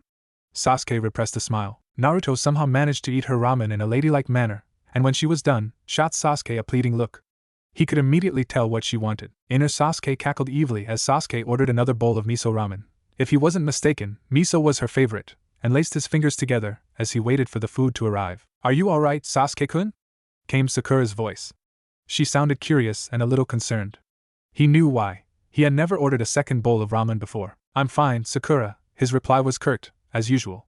He didn't turn to her, but he knew that she probably had on a thoughtful, calculative look. "Good to know. I'll talk to you later, Sasuke-kun." Which, knowing Sakura, translated to "I'll be dropping by to interrogate you in the future." Sasuke scowled inwardly but kept his face blank as Sakura stood up to leave together with Niji. He heard her bid goodbye to Kazuha, to which Naruto shyly replied in kind. She walked over to clap him on the shoulder and was off. Beside him, Naruto released a loud breath. "That was stressful," she said softly, bringing up both hands to massage her temples. I thought she'd figure me out any time. And if Niji had used his Byakugan, that would have been it. Her fingers pressed circles into her skin for a minute as she closed her eyes. Man, I miss them, she whispered so softly Sasuke almost didn't catch it. It was on the tip of his tongue to tell her to stay in Konoha, but he refrained. It would only have upset her, and by extension, him, and turn the date, which was turning out to be quite enjoyable, bad. Here you are. One miso ramen, Tucci said jovially as he placed the steaming bowl in front of Sasuke. He saw Naruto perk up immediately and turned to him. He pretended to ignore her and reached for a new pair of chopsticks, breaking them apart. Itadakimasu, he murmured, before calmly lifting out a few strands of the ramen and swallowing them. Inner Sasuke was grinning evilly. He turned and regarded Naruto nonchalantly as he chewed. Sasuke, she whined softly, giving him puppy dog eyes. He merely raised an eyebrow as he repressed a smirk. Ah, Sasuke! She whined again. This time he smirked as he caught up more noodles, raised them to his mouth and blew gently on them. Naruto made a disgruntled, pouting sound, and was turning away as Sasuke held out the noodles on the chopsticks to her. Here, he said, smirking at her. Her eyes widened a little and she moved as if she wanted to cross her arms sulkily before she probably remembered that she was Hatsutori Kazuha, a shy and ladylike woman who didn't have temper tantrums in public. What could he say? He liked teasing her, and he found for some crazy reason he liked feeding her, too. Her expression softened as he continued feeding her, and soon a fond look settled on her face. A bit of broth splashed onto her cheek. Sasuke put down the chopsticks and slowly used his thumb to wipe it off. She had tensed, but only mildly. He brought his thumb back and licked the broth off it, and in that moment he knew he cared deeply for her. He knew he wanted her by his side. He knew he wanted to keep her safe. He knew he'd kill for her. He wanted to feed her, and hold her close, and kiss her senseless. He was pretty sure he was in love with Namikaze's Naruto. His tongue had frozen on the tip of his thumb while he had his little epiphany, so he retracted him and gave himself a little shake, and realized Naruto was staring at him with a strange expression, one he couldn't quite decipher. He raised an eyebrow at her calmly, though his heart was racing. She merely shook her head lightly, so he continued feeding her the little ramen left in the bowl. She kept a small smile on her face, though, and it only served to get Sasuke's heart thumping again. They finished up the ramen and Sasuke paid, and they left together. Naruto squeezed his hand again as they left, which he understood to be a gesture of thanks. They strolled along the streets of Konoha. Sasuke itched to hold Naruto by the waist, or at least by the hand, but held himself back, knowing that she wouldn't really appreciate it. He walked by her side quietly. It was strange to think that Naruto wasn't chattering his ear off, yet it was a comfortable silence. Many stared openly at him. Others did double takes when they realized that he was walking with a woman by his side. He led them towards a particular field where he knew the sakura were especially plentiful. Wow, Naruto breathed appreciatively once the field came into view. Sasuke smiled faintly and brought her to the far end of the field that was more secluded, and sat himself down in the grass. Naruto took a seat beside him. They sat silently, Naruto watching the blossoms on the tree and those swirling in the breeze, and Sasuke watching Naruto. She drew her knees to her chest and circled her arms around them as she rested her chin on her kneecaps. Her expression slowly became thoughtful, and a little sad smile curved her lips, Sasuke noted. He didn't like the look, but just continued to observe her. They were in the shade of a sakura tree that Sasuke was leaning against. Something struck him, and he quickly made a Kage Bunshin which disappeared with a Shunshin no Jutsu as soon as it appeared. Naruto turned to him and gave him a questioning look, to which he replied with a calm smirk. She wrinkled her nose playfully at him, and went back to her thoughts, and he went back to his observations. He pushed himself downwards until he was lying on his side in the grass with one elbow propped up to support his head. Sasuke closed his eyes and inhaled deeply. The scent of the sakura was heavy in the air, the scent of spring. He felt a hand slowly and timidly comb its fingers through his hair, and allowed it for a few moments before slowly opening his eyes to look at Naruto. Her face and eyes were strangely blank, but when she realized he was looking at her, she gave him a quiet smile and one last brush of her fingers, then returned to staring at the sakura, though to Sasuke, her eyes were a little unfocused. They stayed like that for over an hour, not speaking, just enjoying each other's presence. For Sasuke, it was a real treasure to be able to spend time like this with Naruto. His heart grew heavy when he realized she might disappear again, and who knew how many months it would be before he got to see her again. He pushed the depressing thought out of his head, deciding to deal with that later. Sometimes other people would wander close to where they were, but they took off quickly once they realized it was Sasuke lying in the grass. The entire village knew how much he valued his privacy, and no one wanted to try his short patience. He had been counting on his reputation to keep the people away from this little corner of the field. A spike in chakra signaled the reappearance of his Kage Bunshin. The Kage Bunshin dropped something into Sasuke's waiting hand and dispelled itself. Naruto, who had been absently watching families and couples walk, laugh and play further away in the field with that blank look on her face again, turned to him when his Kage Bunshin reappeared. Sasuke sat up in the grass so that he was a little behind her. Very slowly, he took one end of the object his Kage Bunshin had given him into each hand and murmured, "Trust me." Naruto immediately tensed as he lowered the object around the front of her throat, but started to relax once she realized what it was. He fastened it and moved so that he was sitting by her feet, facing her. She picked up the pendant that was hanging off the fine white gold necklace and let it rest on her fingers as she brushed her thumb over its surface. Sasuke waited for a few seconds until the breeze picked up again and blew the sakura towards them. He shot out a hand and caught a sakura blossom. Carefully, he plucked 2 petals from the flower and took the pendant from Naruto, careful not to touch her and cause her haphophobia to flare up. "It's a locket," he explained, suddenly feeling bashful and embarrassed as he ran a finger over the heart-shaped ruby in the white gold heart before opening it. Instead of opening from the side, it opened down the middle to reveal that the ruby was actually fastened to the back of the locket. Inside the locket, he had Uchiha Sasuke engraved on one side, and on the other side, Namikaze Naruto. He carefully placed each folded petal before placing one each in each half of the pendant, and closing it to form a heart again. He let it fall from his fingers to rest on her kimono, admiring the stark contrast of the ruby on the white gold heart, and the gleaming white on the dark purple fabric. "Just something to remind you of today," he said quietly, looking at her with what he was sure was a slight blush on his face. "It was a spur-of-the-moment thing, and this was the best I could find on such short notice." Her face was oddly blank for a few seconds, and worry began to creep into Sasuke's heart, but then he realized her eyes were showing a maelstrom of emotions he couldn't start to distinguish or name. "Thank you," she finally said. Her voice was thick. She reached over and gripped Sasuke's hands between her own, and squeezed firmly for a long moment before letting go. "Thank you?" The plan was for Hatsutori Kazuha to leave Konoha by about mid-afternoon, since she needed to get to the nearest village before dark, where she would spend the night before leaving for Akagusa in the morning. At least, that was the explanation that they had for Kazuha leaving so early. "Thank you, Sasuke-san, for a wonderful day," Kazuha said, bowing to Sasuke. He smiled softly at her. "It was my pleasure, Kazuha-san," he replied. "I wish you a safe journey. Do not hesitate to contact me if you are in need of anything." Kazuha bowed again, smiled, and turned to walk out of the village. Once she was out of sight, Sasuke turned to glare icily at the 2 Chunin on guard duty. They were a new pair, not the earlier 2, and had been gawking at Sasuke and Kazuha. He turned on his heel and strode towards his apartment, only stopping to buy dinner for 2 at a nice restaurant. Once the food was ready and packed, he continued home. The moment he opened the door, he could faintly sense her chakra signature, and to him it felt like he was really coming home. He closed the door behind him and set up the privacy seal, then called out, "Tadaima." Naruto bounced out of the kitchen with a grin on her face. All traces of Kazuha's personality were gone, and Sasuke was glad. "Oh, Kiri," she answered happily. He saw she had a cup of instant ramen in one hand and a pair of chopsticks in another. She was still clad in the purple kimono, but her brown hair had been let down, and it fell past her shoulders. Her contacts were out, so her eyes were their original, brilliant blue again. The locket was still around her neck. "Tadaima," Sasuke whispered, liking the sound of the word and the implications it had. "I'm home." Naruto gave him another grin and went back into the kitchen.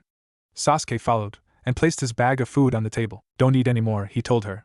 "You'll spoil your appetite." A snort of disagreement and disbelief came from her, as if to say, "Me? Spoil dinner?" Sasuke had to agree. Male or female, Naruto could really eat. He shot her an amused look. "Fine then. Get changed when you're done with that," he said. "The things you need to remove your disguise are in the same bag in the bathroom. I'm sure you've noticed." She nodded with her cheeks full of food and eyes squinted into upturned curves at him, and he smiled faintly. She finished her ramen quickly and drained the soup, then tossed the cup into the trash and headed for the bathroom. "Dinner will be ready by the time you're out," he called after her, and went to his bedroom to change into a short yukata that came to mid-thigh, and a pair of long pants. He remembered his father used to dress this way around the house. He adjusted the yukata and went back into the kitchen where he brought out a new tablecloth he had secretly bought a few days ago and spread it on his dining table. He also set 2 of the placemats that came with the tablecloth. Then he got out some china and silverware he had found when he had rummaged through his kitchen cabinets not too long ago. The apartment had been in move-in condition when it had been offered to him, but he had never bothered to check what he actually had in all the cupboards, cabinets, and shelves. He set the china carefully, not too sure whether his arrangements were correct or not, but he had a feeling Naruto wouldn't know either, and thus wouldn't mind. Flashing through a set of hand seals, he created a Kage Bunshin that again disappeared using Shunshin no Jutsu after picking up a clear, cut glass bowl. Then he retrieved a pair of candlesticks he had bought when he obtained the tablecloth. The candlesticks came with the beige candles that had sakura petals embedded in them. He set them on the table, unlit for now. The bag containing the food he had bought earlier was sitting on a chair where he'd put it when he wanted to spread the tablecloth, so he picked up the boxes of food and stuck them in his microwave oven after checking that the boxes were microwavable. The Kage Bunshin reappeared with the bowl and dispelled itself just as the microwave dinged. Sasuke emptied the bowl carefully, then filled it with water till it was half full, then carefully placed the sakura blossoms his Kage Bunshin had brought back onto the water so that they floated. He set the bowl between the candlesticks, then took the hot food from the microwave and paused. He glanced at the different dishes and bowls, shrugged, and ladles out the food into whichever piece of china struck his fancy. Once he was done, he stashed the takeaway boxes and bag in a random cupboard, and washed his hands and face. As he dried his hands and face on a clean towel, he heard Naruto exit the bathroom, and then came the sound of his room door closing. He quickly formed some hand seals, and with precise chakra control, blew out a small, narrow flame to light the candles. Just as he let go of the chakra he'd molded to end the jutsu, footsteps sounded and paused at the kitchen door. "Talk about handy jutsu," Naruto said, grinning in amusement. She was dressed in her usual mesh t-shirt, orange tank top and black shinobi pants. The necklace he had given her earlier hung around her neck, and the white gold pendant with its ruby heart sparkled in the candlelight. Her other necklace that had an unusual blue-green stone, Sasuke remembered, was tucked into the orange tank top. As he observed her, Naruto's eyes widened, and she looked touched as she took in the fruit of his efforts. Her grin mellowed into a sweet smile. "Sasuke," she murmured as she approached the table. The corners of his lips curved upwards and his eyes and expression softened. He went around the table and pulled out a chair for her, and bowed her into the chair, twirling his hand in an exaggeratedly courteous manner. She giggled as he pushed the chair in, and he smiled. "Give me a moment," he murmured, and hurriedly set about making tea. He filled a kettle with water and set it on the stove, then dug around for a set of teacups and a teapot, rinsed them, placed a teacup each at Naruto's place and his own, then put a tea bag into the teapot. The water was taking too long to boil, so he quickly used a scaled-down Katon jutsu to boil the water. He heard Naruto laugh softly behind him at that. He whipped the kettle off the stove, poured the water into the teapot and put the teapot on the dining table before finally sitting down and grinning a little bashfully at Naruto, who answered with a small smile of her own. As they ate, they chatted and even laughed. Sasuke was a little surprised at himself, about Team 7 Days and the people they knew. Akatsuki, Naruto's return to Konoha and other such melancholic topics were mutually avoided by them. Sasuke loved watching Naruto smile and laugh. He loved the way the candlelight flickered and caused Naruto's hair to shine and look like spun gold.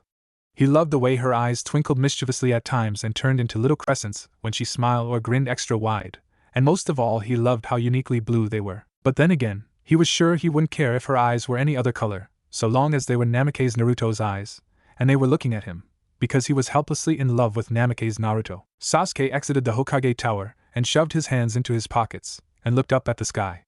The stars were blinking and the air was cool. With a deep breath, he started to walk home. It was quite dark, so he allowed a small smile to creep onto his face as he thought of her. He had enjoyed dinner with her very much. He loved watching her smile and laugh and talk to him across the table. His house didn't feel so lonely when she was around. It felt more like a home. He had wanted to tell her how he felt about her, but she had had to rush off right after dinner, and the words got stuck in his throat, and a slight blush got stuck on his face. She had raised an eyebrow, looking curiously at him, embarrassing himself trying to get the words out, but then a fierce blush colored her cheeks, and quick as a flash, she leaned towards him, gave him a kiss on the cheek, and disappeared before he could recover from his shock. His eyes had gone wide and a goofy smile had stretched his lips. His hand had covered his cheek where he'd been kissed, and he had stood rooted to the spot for a solid minute, grinning at nothing like an idiot. He was pretty sure he had been grinning in his sleep, too. As he relieved the memory while walking home in the dark of night, his hand strayed to the spot where she'd kissed him, and he grinned. His good mood had persisted for almost 2 weeks, and even now, a month and a half after she'd kissed him and disappeared, he realized he was still a little high on being in love. He had been in such unusually good spirits that at first, almost everyone he came across stopped and stared at him in curious amazement. It must have been some aura he had been emitting, because although he was being a little nicer than he usually was, he still wasn't exactly smiling at anyone, yet people seemed to have lost some of the fear they'd had of him. Sakura had cornered him after 1 week, dragged him to Ichiraku's for lunch, and asked him point blank whether he'd gotten laid. He had been thinking of Naruto when she'd suddenly asked him that, and he had nearly choked on the noodles he'd been eating. When he'd recovered, he had given her the fiercest glare he had in his arsenal. She had dropped the topic, but he still caught her staring at him with a assessing look every now and then. Even Tsunade was giving him strange looks in the office. He wondered what their reactions would be if they were to learn that it was because Uchiha Sasuke had fallen head over heels in love with Namake's Naruto. Sasuke sighed as he approached his apartment block. He missed her badly, and what really worried him was how he was going to persuade her to stay in Konoha. He had given the issue much thought, but what he couldn't quite figure out was why she joined the Akatsuki and didn't want to come back. What had made her give up her dream of becoming Hokage? Uzumaki Naruto had been the #1 unpredictable ninja, and Namake's Naruto, it seemed, wasn't any different in that respect. As Sasuke opened his apartment's front door, his heart gave a leap, then started racing. He sensed that wonderfully familiar chakra. An eager smile lifted the corners of his lips and he quickly entered, kicking off his shoes and shut the door behind him before casting a privacy seal. She was comfortably slouched in his armchair, facing away from the door. Sasuke quickly strode around the chair to face her. Naruto, he started to say, but trailed off as he noticed her face. Her eyes were cold and hard, and her expression blank. It made his stomach twist uncomfortably, and reminded him of the first time he'd caught her, in the Hokage's library. All the cheerfulness and mischievousness seemed to be gone, wiped off her face, and the life and sparkle in her eyes had hardened to the guarded, unemotional state he remembered seeing that first time they had interrogated her. Worried, he crouched down by her side and looked up at her. He squeezed her arm gently and briefly, and felt her flinch. Naruto, is something wrong? Did something happen? He asked concernedly. She ran a hand through her bangs and smiled at him. It was an empty smile that left him feeling more uneasy than reassured. Nothing at all, she replied in a faux cheerful voice. Sasuke stared at her for a moment, but she just plastered in that hollow smile onto her face. He thought about what he had been wanting to tell her and felt apprehensive, more so, now that she was acting so strangely. He swallowed and steeled himself. Naruto, he said slowly, looking her in the eye. He wanted to hold her hand, but felt that she wouldn't tolerate it. I have something to say to you. He took a deep breath, but she just looked at him with a bored expression. I'm in love with you, he said clearly. I love you, Naruto. Her eyes widened and she brought a hand to touch her throat that was covered by the cloak. Her jaw went slack, then it opened and closed a few times, like she didn't know what to say. Perhaps she was overcome by her emotions. Sasuke took heart. You in love with me? She asked breathlessly, and Sasuke smiled with relief and nodded. Then her eyes hardened and her lips twisted into a mocking sneer, and she laughed coldly.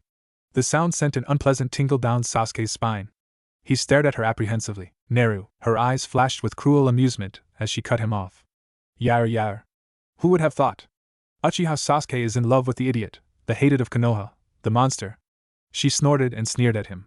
Her eyes were an icy blue. Nervousness and worry clawed at Sasuke's innards. Naruto dash? What dash? This isn't like you at all. Naruto chuckled darkly at that. Not like me at all? She repeated sarcastically. Do you really know me, Uchiha Sasuke? She spat. Sasuke was really taken aback, and stared at her, frozen to the spot. She laughed again, an unpleasant sound that grated on Sasuke's ears, so unlike the laugh he was used to. She leaned down and brought her face close to his, so close he could feel her warm breath across his skin. Her finger pushed up his chin so that he was looking at her directly in the eyes. Her lips curved into a cruel, mocking smile. Who would have thought, she said again. Who would have thought that all it took for Uchiha Sasuke to fall in love was one kiss on the cheek? The fingertips of her other hand caressed the pot where she'd kissed him in a mockingly tender way. What if I were to kiss you on the other cheek as well? Would you do everything I command, and if I were to kiss you on the lips? Her thumb gently massaged his lips, and she tilted her head so close that they were almost kissing. Sasuke's heart started pounding in spite of himself. Would you follow me to the ends of the earth? Her icy blue gaze bore into his eyes, and for a moment he froze. Then, giving himself a mental slap, he narrowed his eyes and slapped her hand away. She pulled her hand back to her chest with a look of exaggerated hurt, then laughed. Sasuke stood up and glared at her. I don't know what you're trying to do, Naruto. This isn't the Naruto I know. He stood in front of her, put his hands on the armrests of the chair and leaned down. Stop it, Naruto. I love you. I really do. I want you to be by my side. I want to wake up with you, take care of you, feed you, protect you. I'm being really sincere. His throat constricted. You know it isn't easy for me to say these kinds of things, but I love you, Naruto. His voice was pleading. She lazily raised an eyebrow. Feed me? Protect me? She sneered as he straightened and walked a few steps to the side, trying to ward away the hurt he felt. She stood up and walked to face him. This, from the man who wanted to kill me 8 years ago, from the man who put his hand through my lung, the man who nearly drove his sword through my chest. She placed one finger on his chest and pushed. Her upper lip curled. This, from the man who can't even manage to hunt down and kill his brother to avenge his clan. She paused, and his fingers curled into trembling fists. I think I'd rather not have your so-called protection, Uchiha Sasuke. She laughed and ambled into the kitchen, switching on the light and walking around his table, letting her fingers trail lightly on the wood and the chair she used to occupy when she came. Her fingers left her chair and touched the one he'd occupy when she'd come around, and then she leaned against the counter behind his chair with a nonchalant air. Sasuke squeezed his eyes shut and his nails bit into his palms. This was nothing like how he'd imagined it would go. What she had said had really cut deep. He took a deep breath and opened his eyes, and strode into the kitchen. I'm sorry about what happened years ago, he said, placing his palms on the dining table and leaning down. Let me make it up to you for the rest of your life. Let me love you, Naruto. He never thought he'd ever want someone to love him again. He never thought he'd ever open his heart to anyone ever again, much less this particular person. He never thought he'd love someone so much that he'd plead for them to allow him to love them. I thought you had feelings for me, too, Sasuke thought as he took a deep breath to keep himself level-headed. She looked up at him, frowning deeply. It's just so easy for you to dismiss what happened with a simple sorry, isn't it, Sasuke? He groaned in frustration. What would you have me do then? I'm not taking your forgiveness for granted, but I thought with all the effort you put into dragging me back all those years ago, you could maybe find it in your heart to forgive me when I finally, sincerely ask for it. What do I have to do so that you'll forgive me? Tell me, Naruto. She glanced at him and walked out of the kitchen. It doesn't matter now, she said as she passed him. He resisted the urge to grab her and sit her down. Sasuke pounded on the table with a fist and followed her out. Then what does? He growled as he walked into his bedroom, where he found her sitting on his bed where she'd always sit when she stayed the night. I tell you that I love you and you throw it back in my face. What's going on, Naruto? Please. He knelt on one knee and grabbed one of her hands and held it to his cheek. Please, tell me, Naruto. She stared at him coldly. Let go of my hand, Uchiha. He reluctantly let go and stood up. He felt as if a vice had closed around his heart and was squeezing slowly and painfully. He raised a hand over his forehead and bangs, pushing back his hair and clutching at it. Everything was going horribly. He had been sure that she had feelings for him too, otherwise she wouldn't have kissed him that night, right? Don't you get it, Uchiha? She said slowly. I've been playing you all along. You fell for it like the idiot everyone says I am. She laughed unpleasantly. I've gotten what I wanted, and made you fall in love with me at the same time. She said those 3 words as if they tickled her. Sasuke's black eyes flashed angrily even as he felt the vice around his heart tighten. I don't believe you. Uzumaki Naruto is not this cruel, and I cannot believe Namake's Naruto would be any different. Naruto looked up at him with a pitying smile. She clucked her tongue and shook her head. That's what I keep telling you. Do you really know me, Uchiha? She said in a mock-patient tone. Uzumaki Naruto would never turn his back on his village. She lifted her bangs away from her hatite. Let me tell you, I put this scratch in myself. She gestured with her thumb at the scored metal plate and let her hair cover the hatite again, and unbuttoned the first 2 buttons of her cloak. This should tell you what I think of your feelings, Uchiha. The high collar fell sideways to expose her throat, and immediately Sasuke noticed the necklace he had given her was gone. Only the other necklace with the blue-green stone hung around her neck. He closed his eyes slowly. That's right, Uchiha. He looked at her with a pained expression, and she smirked at him. I got rid of that cheap piece of crap the moment I was out of Konoha. If you want it back, you can go search the forest outside the gate.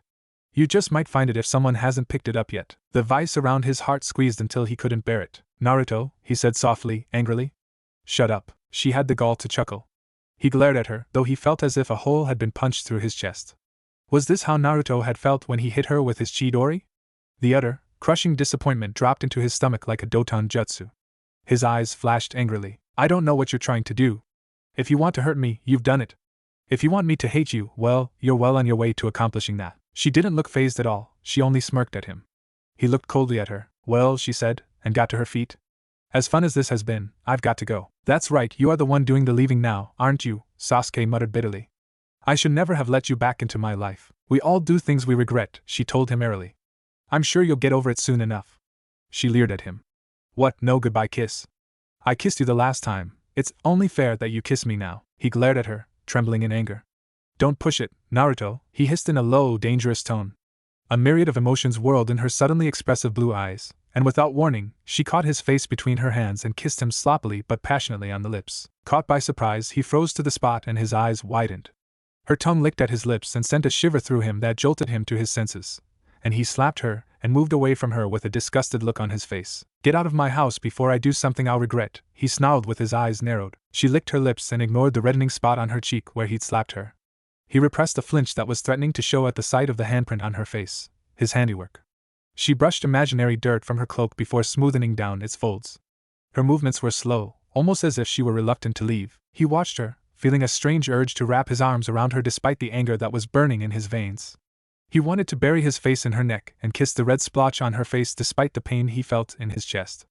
Pain she'd put there, he reminded himself. Goodbye, Uchiha Sasuke, she said, giving him an empty grin. She formed a few hand seals, and Sasuke had to stop himself from stopping her. With a last glance from those blue eyes he loved so much, she disappeared. Sasuke closed his eyes and groaned deep in his chest, clutching at his hair. He felt like crying and wailing, yet not one sob escaped his lips. A few hot tears dripped down his face, and he sank to the floor with his back resting against the bed. His heart hurt so bad that one hand clawed desperately at it, wanting to rip it out of his chest. His jaw lowered in a silent scream. No sound would come out. He had fallen so hard for her, and now it hurt so much. He rested his elbows on his knees and buried his face in palms. He stayed that way the whole night. It was nearly midnight, but Sasuke felt no urge to go home. It seemed ages ago that he'd eagerly look forward to going home with hopes that she would be there. His heart squeezed painfully at the thought of her. 3 days, and he still couldn't get her out of his head, still couldn't hate her. His heart was broken, but every traitorous piece still loved her. He had been so depressed, but he couldn't skip work, not with Tsunade on a week's vacation, and would be returning to work only tomorrow. He didn't want to stay at home, anyway. Everywhere in his apartment there were reminders of her, in his living room, kitchen, bathroom, and especially in his bedroom. There was nowhere he could look and not think of her. Sasuke was one miserable bastard, so he had gone to work as usual, where his subordinates had given him one frightened glance and scuttled out of his way.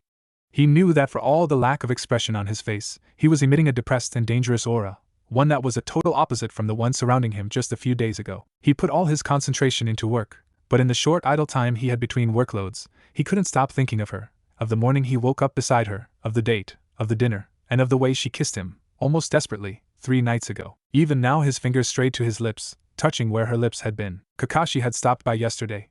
The silver-haired jounin could be observant when he wanted to be, and had noticed Sasuke's obvious "stay away from me, I don't want to talk about it" look. He had just stared intensely at Sasuke for a few moments, to which Sasuke had replied with a glare, then had gripped the brunette's shoulder encouragingly and silently before whipping out his book and hopping out the window of Sasuke's office. It left Sasuke more worried than comforted. It made him wonder if Kakashi knew the real reason behind his depression. Despite all the things she'd said 3 nights ago, he didn't want to get her into trouble, at least not before he'd figured out a way to keep her out of prison in Konoha, were she to get caught. The indecision was driving him nuts. Should he or should he not just abandon everything and go looking for her? Something somewhere didn't fit, he knew instinctively. But a part of him, his pride, tried hard to hold him back. Why should he go look for her after all she'd said? And even if he really decided on going to look for her, he'd have to either momentarily abandon his duty as Rokudame, which the council would view as a breach of the contract that kept her out of the missing nin list, or he'd have to do it according to protocol by submitting paperwork. But the problem with that was that people would find out and questions, and probably tempers, would arise. What had she been doing in Konoha? What had she been doing in the Rokudame's apartment? Had she really come into Konoha in disguise on the festival day? What do you mean it had been the Rokudame's idea? She might have been after sensitive information. Why hadn't he reported her? She'd probably be in more trouble that way than having her name on the Konoha missing nin list. He threw his pen down, gripped his hair and groaned as he leaned back in his chair. Today he just couldn't get her words out of his mind. Every word played over and over again in his head as he tried to search for a clue as to her behavior. He just couldn't bring himself to believe that she was really that cruel. He considered himself as a competent judge of behavior, and he was pretty darn certain she hadn't been faking it when they had been on that date, or during the dinner after the date, or even the nights before that. He closed his eyes and raked a hand through his hair. Her words ran through his head. Do you really know me, Uchiha Sasuke? This, from the man who can't even manage to hunt down and kill his brother to avenge his clan. A quiet knock sounded on his office door. From the chakra signature, he could tell it was Sakura. He sighed silently. He knew that she'd be by soon to grill him about his recent mood, and had been avoiding her as much as possible, but he also knew that he had merely been delaying the inevitable. Inner Sasuke, who since that night had been sitting in the dark, faced to a corner, brooding and sulking, grumbled under his breath at Sakura's arrival. The door creaked open and Sakura's pink-haired head glanced in. Sasuke-kun? She called gently. He ignored her, but knew it wouldn't do much good, and was proven right when she came in and stood by his side. She put her hand on his forehead to test his temperature, but he knocked it away. Go away, Sakura, he growled. She snorted and sat herself on the edge of his desk, facing him. Please don't lock yourself away like this, Sasuke-kun. We've already lost you once, and now we've lost Naruto. She didn't notice the slight flinch he hadn't been able to repress. I don't want to lose you again. She paused. You need to talk to someone, you'll feel a lot better. Go away, Sakura, he repeated in a lower growl. She chuckled lightly. Nope. It isn't good for you to mope for so long. It's not like you know, wait. It is like you broody bastard. He could practically hear the grin on her face wilt as the humor fell flat. She sobered. But you've cut yourself off from us since the time you came back and Naruto disappeared, she continued quietly. It's not healthy to be alone all the time. We're here for you, Sasuke-kun, even if you don't want to talk about it. With his eyes still closed, he swiveled his chair around so that he was facing the windows of his office rather than the pink-haired woman, but knew better than to think that Sakura would take the hint. Again he was proven right. Sakura sighed meditatively. I won't push you. But you seemed to be happier after Naruto reappeared. And you were practically smiling when Kazuha-san came to the festival opening day, and after that you were the happiest and most relaxed I've ever seen you, Sasuke-kun.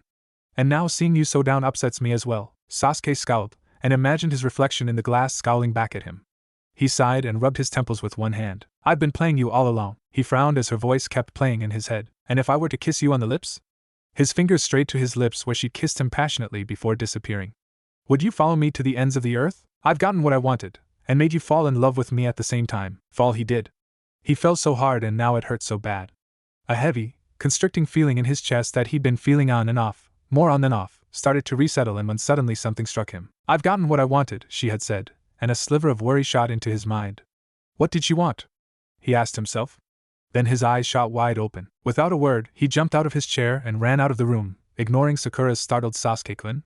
He rushed into the Hokage's library and frantically searched the shelves once, twice, and was tempted to search a third time, but he knew it wouldn't do any good. He squeezed his eyes shut and let loose a low growl of frustration, gripping the nearest shelf until the wood bit painfully into his skin.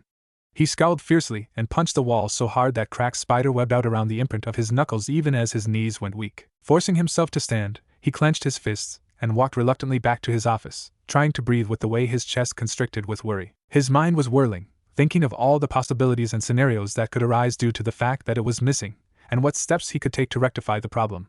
He was so worried and lost in his thoughts that he didn't realize he was back in his office, and Sakura was gripping his arm. Sasuke-kun? She was asking in a concerned and faintly alarmed tone. What happened, Sasuke-kun? The forbidden scroll is gone, he answered in a low, almost dazed voice. Sakura looked at him quizzically. Forbidden scroll? Sasuke closed his eyes tightly, feeling the blood pound at his temples. He had to force his voice past the tightness in his throat. The forbidden scroll is gone, he croaked. The one containing the seal the Yondaime used to seal the Kyuubi into Naruto. The one Naruto had been after. Sakura's eyes widened in alarm, and her hand flew to her mouth.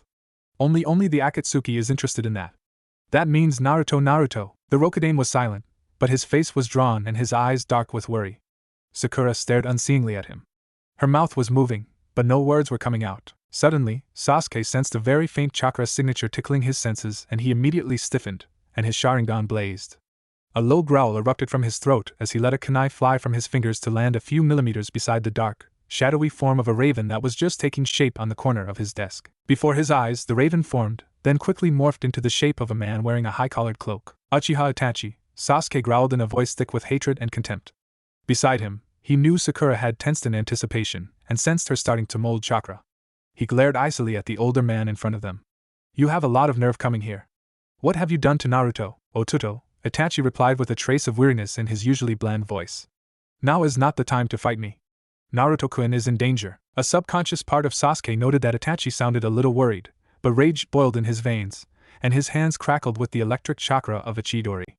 In a flash, he had his hand piercing the air right where Itachi had been not a half second ago. He whirled around and let his chakra blade shoot out to where Itachi had ducked. The Akatsuki member barely managed to evade again, and had to twist out of range of Sakura's chakra-charged fists. Now is not the time, Otuto, Itachi said again, a little desperately, as he jumped back from the combined attack of two furious ninja. Naruto-kun is in danger, and you're the one who put her in danger, bastard! Sakura shouted, missing Itachi and landing her fist in the wall instead, which cracked and crumbled at the power of her punch. Sasuke didn't pause in his furious attacks, and neither did Sakura, even though he realized that Itachi was merely dodging and not attacking back. The Rokudaime's office was turning into a war zone. Stay out of this, Sakura, he hissed as he swerved past her while trying to sweep Itachi's legs out under him. Out of the corner of his eyes he noted the arrival of several squads of ANBU, some of whom he could feel rather than see. They surrounded the office, outside the door and on the outside of the windows, but didn't interfere. In your dreams, Uchiha! Sakura shouted back to be heard above the crashing of Sasuke's desk, which she just splintered. Naruto's my friend, too, Sasuke! Stop this and listen! Itachi raised his voice a little to be heard over the crashes of broken furniture and crackles of chakra. Don't make me use Tsukiyomi on you. Naruto-kun needs our help. The younger Uchiha glared heatedly at him. Why aren't you going all out, Itachi? Sasuke spat, his Sharingan whirling furiously. Don't you dare speak of Naruto. You and your bunch of crazies are the ones who put her in danger in the first place. I'm going to defeat you, then you're going to tell me where she is, then I'm going to kill you. Sakura ducked under Sasuke's fist. Chatty all of a sudden, aren't you? She muttered loud enough for Sasuke to hear. He ignored her and let loose a frustrated cry of rage, echoed in his mind by inner Sasuke, and flashed through the seals for a Katan Jutsu. He inhaled and was about to blow when a loud, angry voice yelled, "What's going on here?" Sasuke nearly choked on the breath he was holding and felt his throat burn a little as he coughed up some smoke. His head swiveled towards the direction the voice was coming from once he saw that Itachi had straightened with obvious respect and submission once the voice spoke. Tsunade was standing in what was left of the door, half blocked by two ANBU who'd pathetically tried to hold her back. Her hands were on her hips and she was glaring furiously at the three ninja inside what was once the Rokudame's office. When her gaze landed on Itachi, Sasuke saw her brown eyes widen, then narrow, and she stiffened. "What are you doing here, Uchiha Itachi?" she asked sneeringly in a low, dangerous tone. To everyone's surprise, Itachi bowed quickly. "Godame-sama," he said hurriedly but respectfully. "NBU 484 reporting.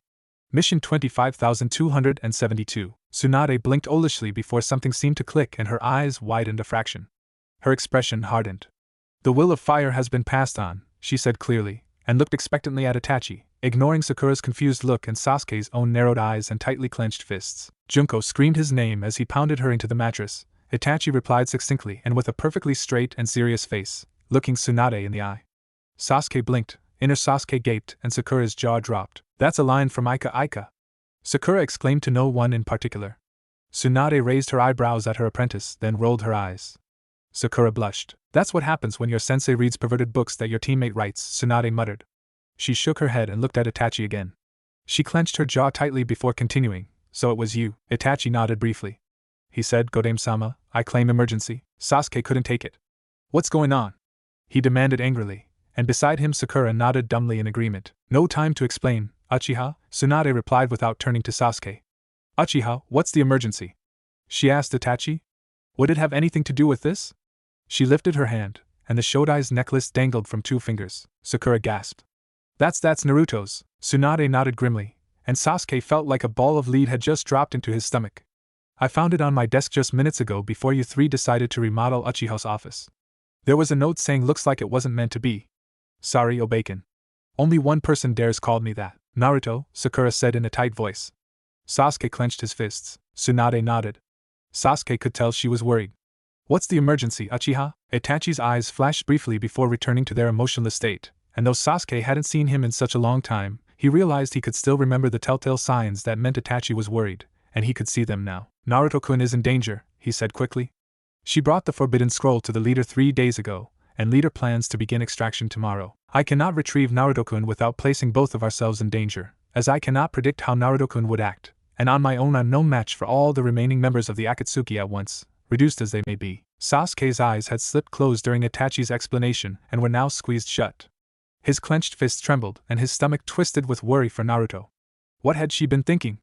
To actually make a gift of the scroll to her would-be murderer? But Naruto wouldn't really put the Kyuubi at the Akatsuki's disposal just like that, would she? Inner Sasuke pulled at his imaginary hair in anxiety. Something wasn't adding up. He just couldn't believe that Naruto would do that, despite the way she had acted 3 nights ago, despite the facts staring him in the face right now. "Sakura," he said in a low, authoritative voice. Sakura immediately recognized that tone and snapped to attention. "Rokudame-sama," was the brisk reply. "Gather whomever of the Konoha 11 still in the village. Have them equipped and ready at the main gate in 15 minutes, he ordered, and Sakura nodded. "Hi!" She shunted out of the room. Sasuke formed a quick series of hand seals, and an ANBU appeared in front of him and dropped onto one knee. "Get squad 7, 11 and 12 equipped and ready to go. Main gate, 15 minutes. "Hi!" The ANBU member responded, and disappeared. Sasuke took a shuddering breath and turned to the other brunette, his eyes icy. "I don't trust you," he said bluntly, and in a cold tone. "And there's something going on here that I've obviously been left out of, and I'm going to get the